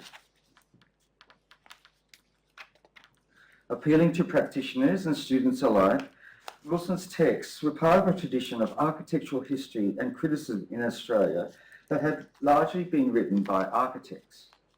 With the emergence of post-World War II Australian critical history, such as The Australian Ugliest of 1960 by the Melbourne architect critic Robin Boyd, or Outrage of 1966, a document edited by the Sydney architect Don Gazzard, these documents were conceptualised as a call to arms. For Robin Boyd, who argued for the deployment of the new brutalism to provide renewed promise to what he called a despoiled public realm, it was a provocation that was just as nuanced as Wilson's later criticisms of canonical modernism, and Boyd, like Wilson, began to blur the line between practice and history by offering insights in support of his argument. In this regard, Wilson's texts, written as a provocation for an architectural readership, came to institutionalise a history about a more humane and less doctrinarian form of modernism, and it was a history which Wilson called the other tradition of modernism. With Wilson ironically declaring that his two books were part of a campaign of dispatches, they were in fact compiled in support of the design of the British Library after it had received royal prejudice in 1987, an instance where the outspoken Prince Charles inappropriately described the project as, quote, a dim collection of sheds. Written by an architect who believed that architecture served an end other than itself, these publications examined the work of those architects who practiced in either Scandinavia or Northern Europe and who resisted mainstream modernism. And importantly, these texts, I believe, expanded a discussion on Nordic modernism, which had first begun in Britain with the writings of Morton Shand for the Architectural Review in the 30s and 1940s. While many of the essays in the first book, Architectural Reflections of 1992, have been previously written and thereby introduced Wilson's ideas to a younger audience, the later section of the book was new, and it discussed the law courts of London and the English Free School. And this essentially brought the discussion back to Britain by focusing on the difficulties encountered by those architects who designed significant public buildings, ipso facto Wilson, and the 30-odd years of difficult years it took for him to design the British Library. In the second book, The Other Tradition of Modern Architecture, The Incomplete Project of 1995, Wilson moved beyond a chronological approach to writing history and undertook a series of case studies to not only argue that the other tradition of modernism focused on such design aspects as functional need, environmental context, and psychological richness, but the genius of architecture form could only be found by undertaking an exploratory design process. Generously illustrated and published without any supporting captions other than figure numbers, the publications adopted a form of shared knowledge that had previously been undertaken by Robert Venturi in Complexity and Contradiction of 1996, a postmodern document severely criticised by Wilson. And unlike the emerging convention, where the architectural historian was visiting the projects they were writing about, Wilson, on the other hand, continued to rely on secondary sources.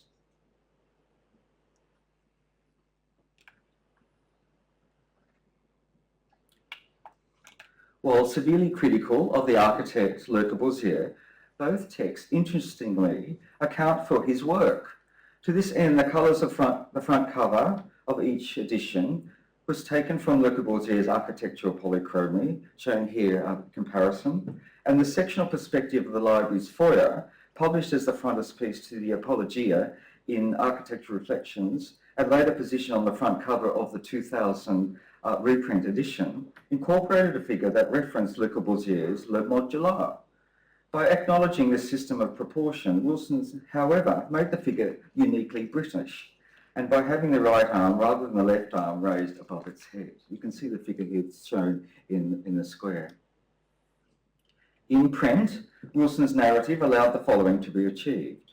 Firstly, it accounted for what went wrong with canonical modernism. Secondly, it argued for a return to the traditional values of architectural design, including the adoption of an exploratory design process. And thirdly, it provided an architectural framework where a history of the recent past could indeed be used to resolve the contemporary architectural problem.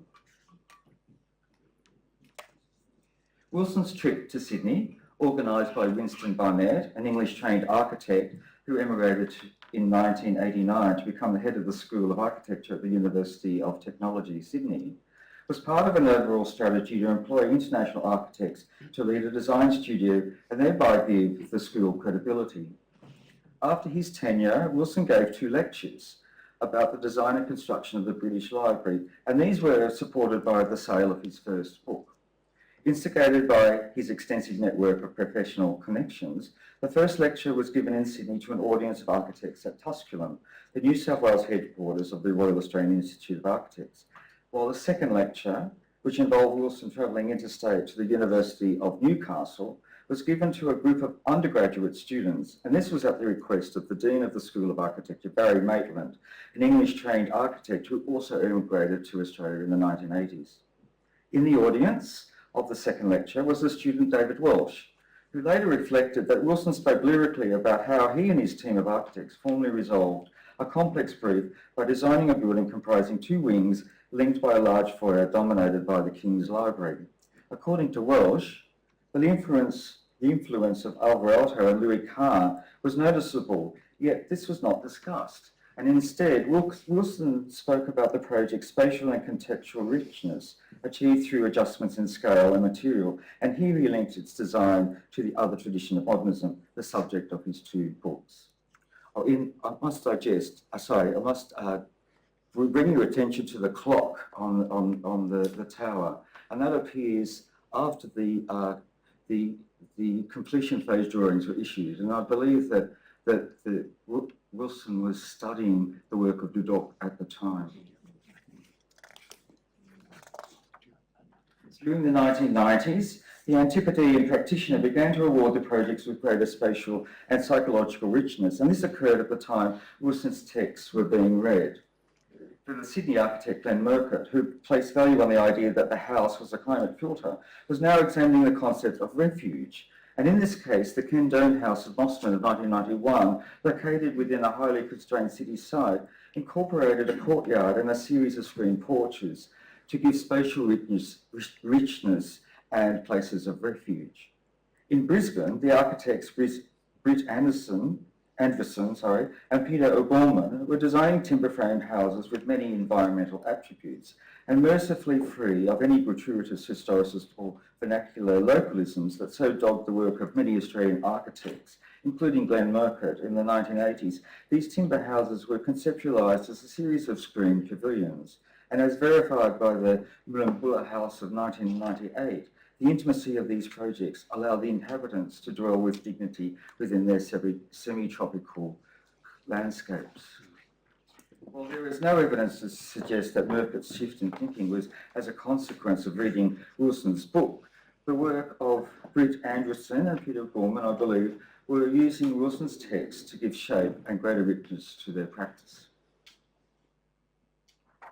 The city projects in Australia during the 1990s were being conceptualised as an urban intervention, and once informed by a reductionist tabula rasa planning strategy, these urban projects were now being accounted for in terms of the city's social good.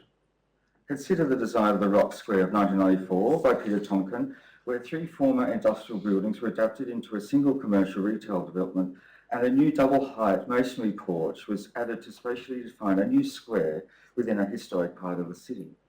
In another part of Sydney City, the Corkinfilla Park of 1999 by Lawrence Neild of the partnership Blyville and Neild comprised a series of below-ground community swimming pools with a new civic park as a trafficable roof, combining tree plantings, skylights within ornamental pools, and a new parvis to historic St Mary's Cathedral. This allowed Neild, who was aware of Wilson's history on the other tradition of modernism, to speculate on how to humanise the city's public domain.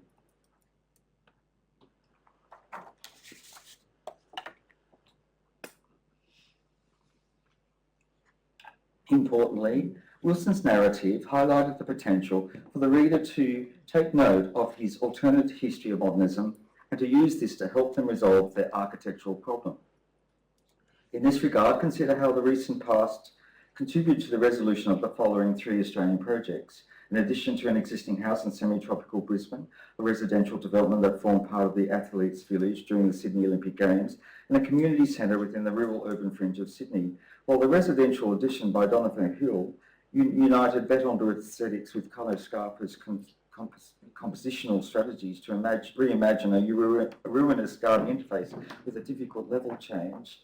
The apartment complex for Bruce Eels in association with HP Architects and the Community Centre by Hassel Architects took account of the earthwork strategies of El Rialto, and here the Olympic housing investigated the urban forms of the Waimea Republic Sutlong, while the freestanding community centre employed an emblematic cantilevered roof to not only provide shade but to frame the view.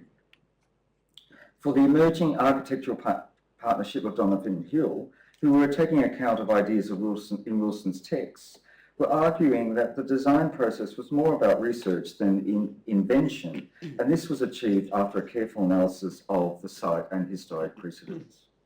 While Wilson did not write about using history as a design tool, he did, however, I believe, invite the reader to use history to critically orientate their work. And just like the architects of the other tradition of modernism who recognised the importance of the past, the Australian practitioner at this time, through their research, was being informed by the construction methods and spatial forms of the recent past to give their projects poetic richness. Not every Australian practitioner at the time agreed with the ideas raised by Wilson, and in Melbourne, for example, the architectural practice of ARM architects chose to read the annals of the modern movement only for visual effect. Quoting Alto's Fernandina Hall in the St Kilda Town Hall edition of 1994, and later designing an all-black Villa Savoy as the Australian Institute of Aboriginal and Torres Strait Islander Studies in Canberra in 2001, these quotations were selected merely to disarm the viewer. Such unwavering iconoclasm revealed that this practitioner, like other practitioners in Australia in the 1990s, were pursuing a design method that did not necessarily align with the one critically argued by Wilson at the time. In conclusion, both in print and in his public persona, Sir John Wilson calmly responded to the criticisms levelled at him, carefully choreographing an image of Englishness. Wilson, during the 1990s, chose to drive a black Land Rover and, depending on the weather, wear a parka, a black corduroy jacket and a red scarf, which he endearingly called Jolly Roger. Even when photographed, either within or beside his projects, his stoicism was assured. Wilson's words proved more influential than his buildings, yet having arrived at his theoretical position in the 1960s and then writing journal articles and introductions to various exhibition catalogues well into the 1980s, Wilson did not cement his counter-history of the modern movement, I believe, until the British Library, a project with a modern lineage, received negative criticism. Largely presented as a call to arms, the theoretical framework of his two books orientated architectural history in an alignment with the process of architectural design, published at a time when many Australian practitioners were re-examining the spatial and environmental attributes of their work. Wilson's publications helped indeed reshape the thinking of many Australian practitioners in the final years of the 20th century. Thank you.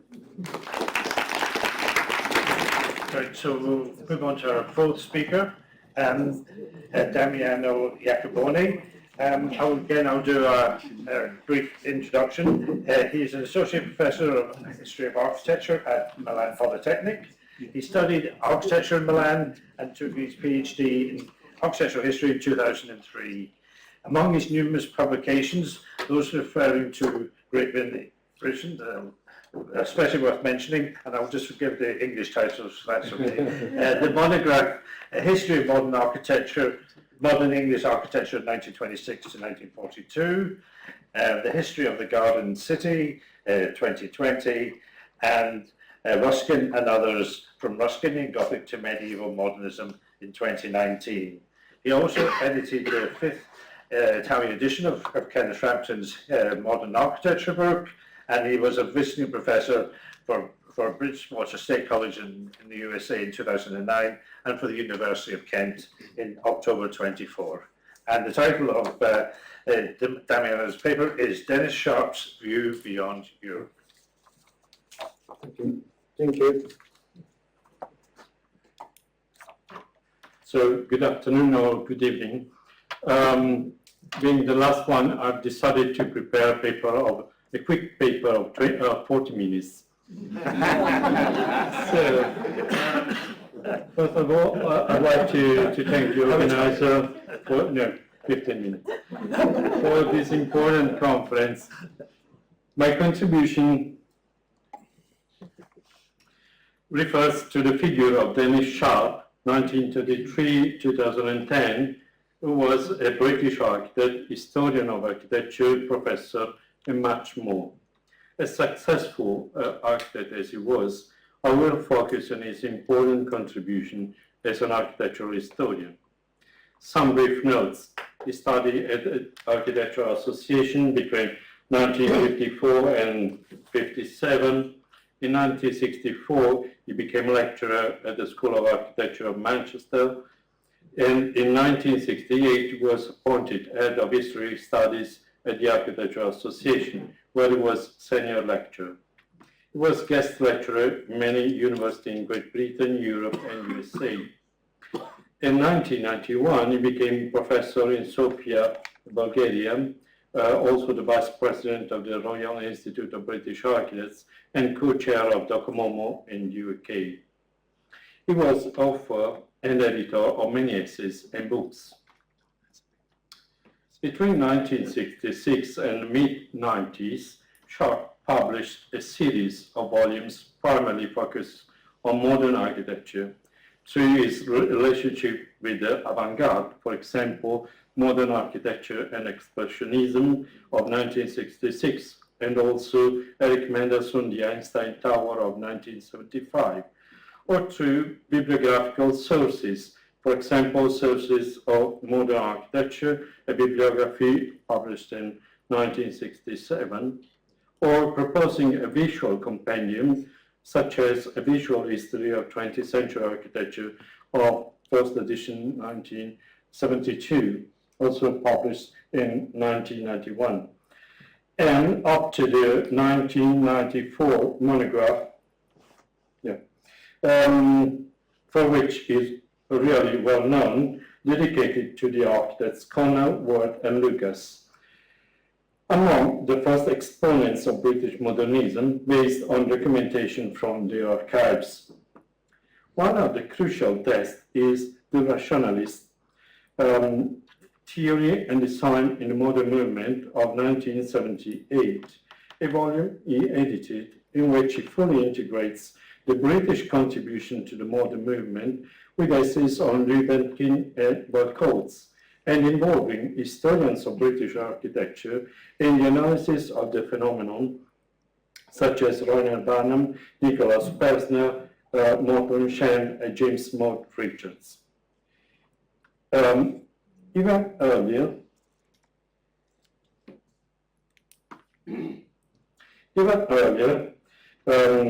in 1975, with Tim and Charlotte Benton, he had published an anthology of text, form and function, with sources that better illustrate the modern point of view, to answer to some question why the architecture and design of this period differs so radically from that which preceded it, why, in fact, the modern movement was a product of a particular time, why it had lasting significance, why it changed the appearance of buildings and objects, and, above all, how it came to have historical validity in the modern world. And you see also the Open University lecture which used this book. Although its core of the interest lay in European architecture between the 20s and the 30s, by the early 80s, through little known or previously unpublished essays, his horizon had expanded beyond Europe, examining Amyas scholar work in East Africa from the early 50s, and also exploring the contribution of Frank Lloyd Wright and his idea of organic. From this point on, he explored international fields such as Kurokawa or the American Jack Cook and many others. In 1983, Sharp published the essay The Modern Movement in East Africa, the work of Agnes Courtauld in Tanganyika in Kenya in the magazine Habitat International. It's one of the first studies on that area, and I could add, remains unique. While there's a large tradition of studies on British architects in West Africa, starting with the text and the works of Maxwell Fry and James Drew and others. Sharp initially looked through the eyes of the modern movement, synthesizing its features, which reached full realization with the Weissenhoff in Stuttgart in 1927 and the CIAM. This architectural language, which spread rapidly in Western countries, was brought to the colonies and protectorates and introduced as a style in India, Africa, and South America. Sharp identifies as a key figure Otto Königsberger, a pupil of a student of Hans Poelzig, who began working in India from 1939 until 1951 as a government architect, and then returned to Great Britain, where he theorized the tropical modernism from 1953 until the establishment of the Department of Tropical Architecture at the Architectural Association. For East Africa, Sharp identified a few architects who worked there, Ernst May from 1937, whose work is well known, and he then proposes the work of Agnes Courtauld, who established a recognizable position in British modernism with the Island Dover House of 1931, and who had been working in Nairobi and Tanga since the late 40s. First, Courtauld designed institutional buildings in Nairobi, such as the Aga Khan Platinum Jubilee Memorial Hospital between 1956 and 63, in which he used a language still influenced by Le Corbusier with brise-soleil, circulation routes, and so on. In other public buildings, he had to follow the client's lead. So for the legislative building, the British administration wanted to recreate the Palace of Westminster, and Courtauld proposed a kind of Big Ben tower. Subsequently, in the Crown Law building, which is this one, he began to adopt the references to Mughal Indian culture and Moorish Spain, and did many others, as did many other architects in the colonial context, as Königsberger taught at the Architectural Association. Beyond public buildings, in his other projects, Courtauld also intended and attempted to compound an impression of the mixed cultural nature of East African life. He understood and recognized the challenge that had emerged among Africans to seek an independent identity and to develop a new and relevant architecture appropriate to the new political situation. It would have been fairly easy for an architect to pick up ideas in planning and architecture from the various vernacular building, tribal building, in the rural areas. But Courtauld avoided this, says Sharp. In this way, he also attempted, through his architecture, to express the mixed ethnic and cultural nature of East Africa life.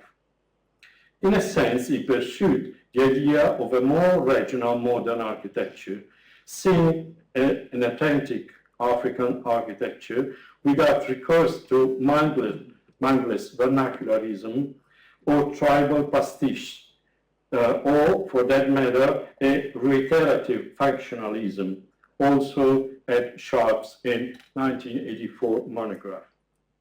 So, like Sharp reads Courtauld work in East Africa, as a Le Corbusier-like beginning, and then gradually comprising that simple, practical, and ordinary needs were of fundamental importance in the tropics. Dennis Sharp's pioneering work in this field is demonstrated by the fact that there have been no further studies on Cornell work in East Africa.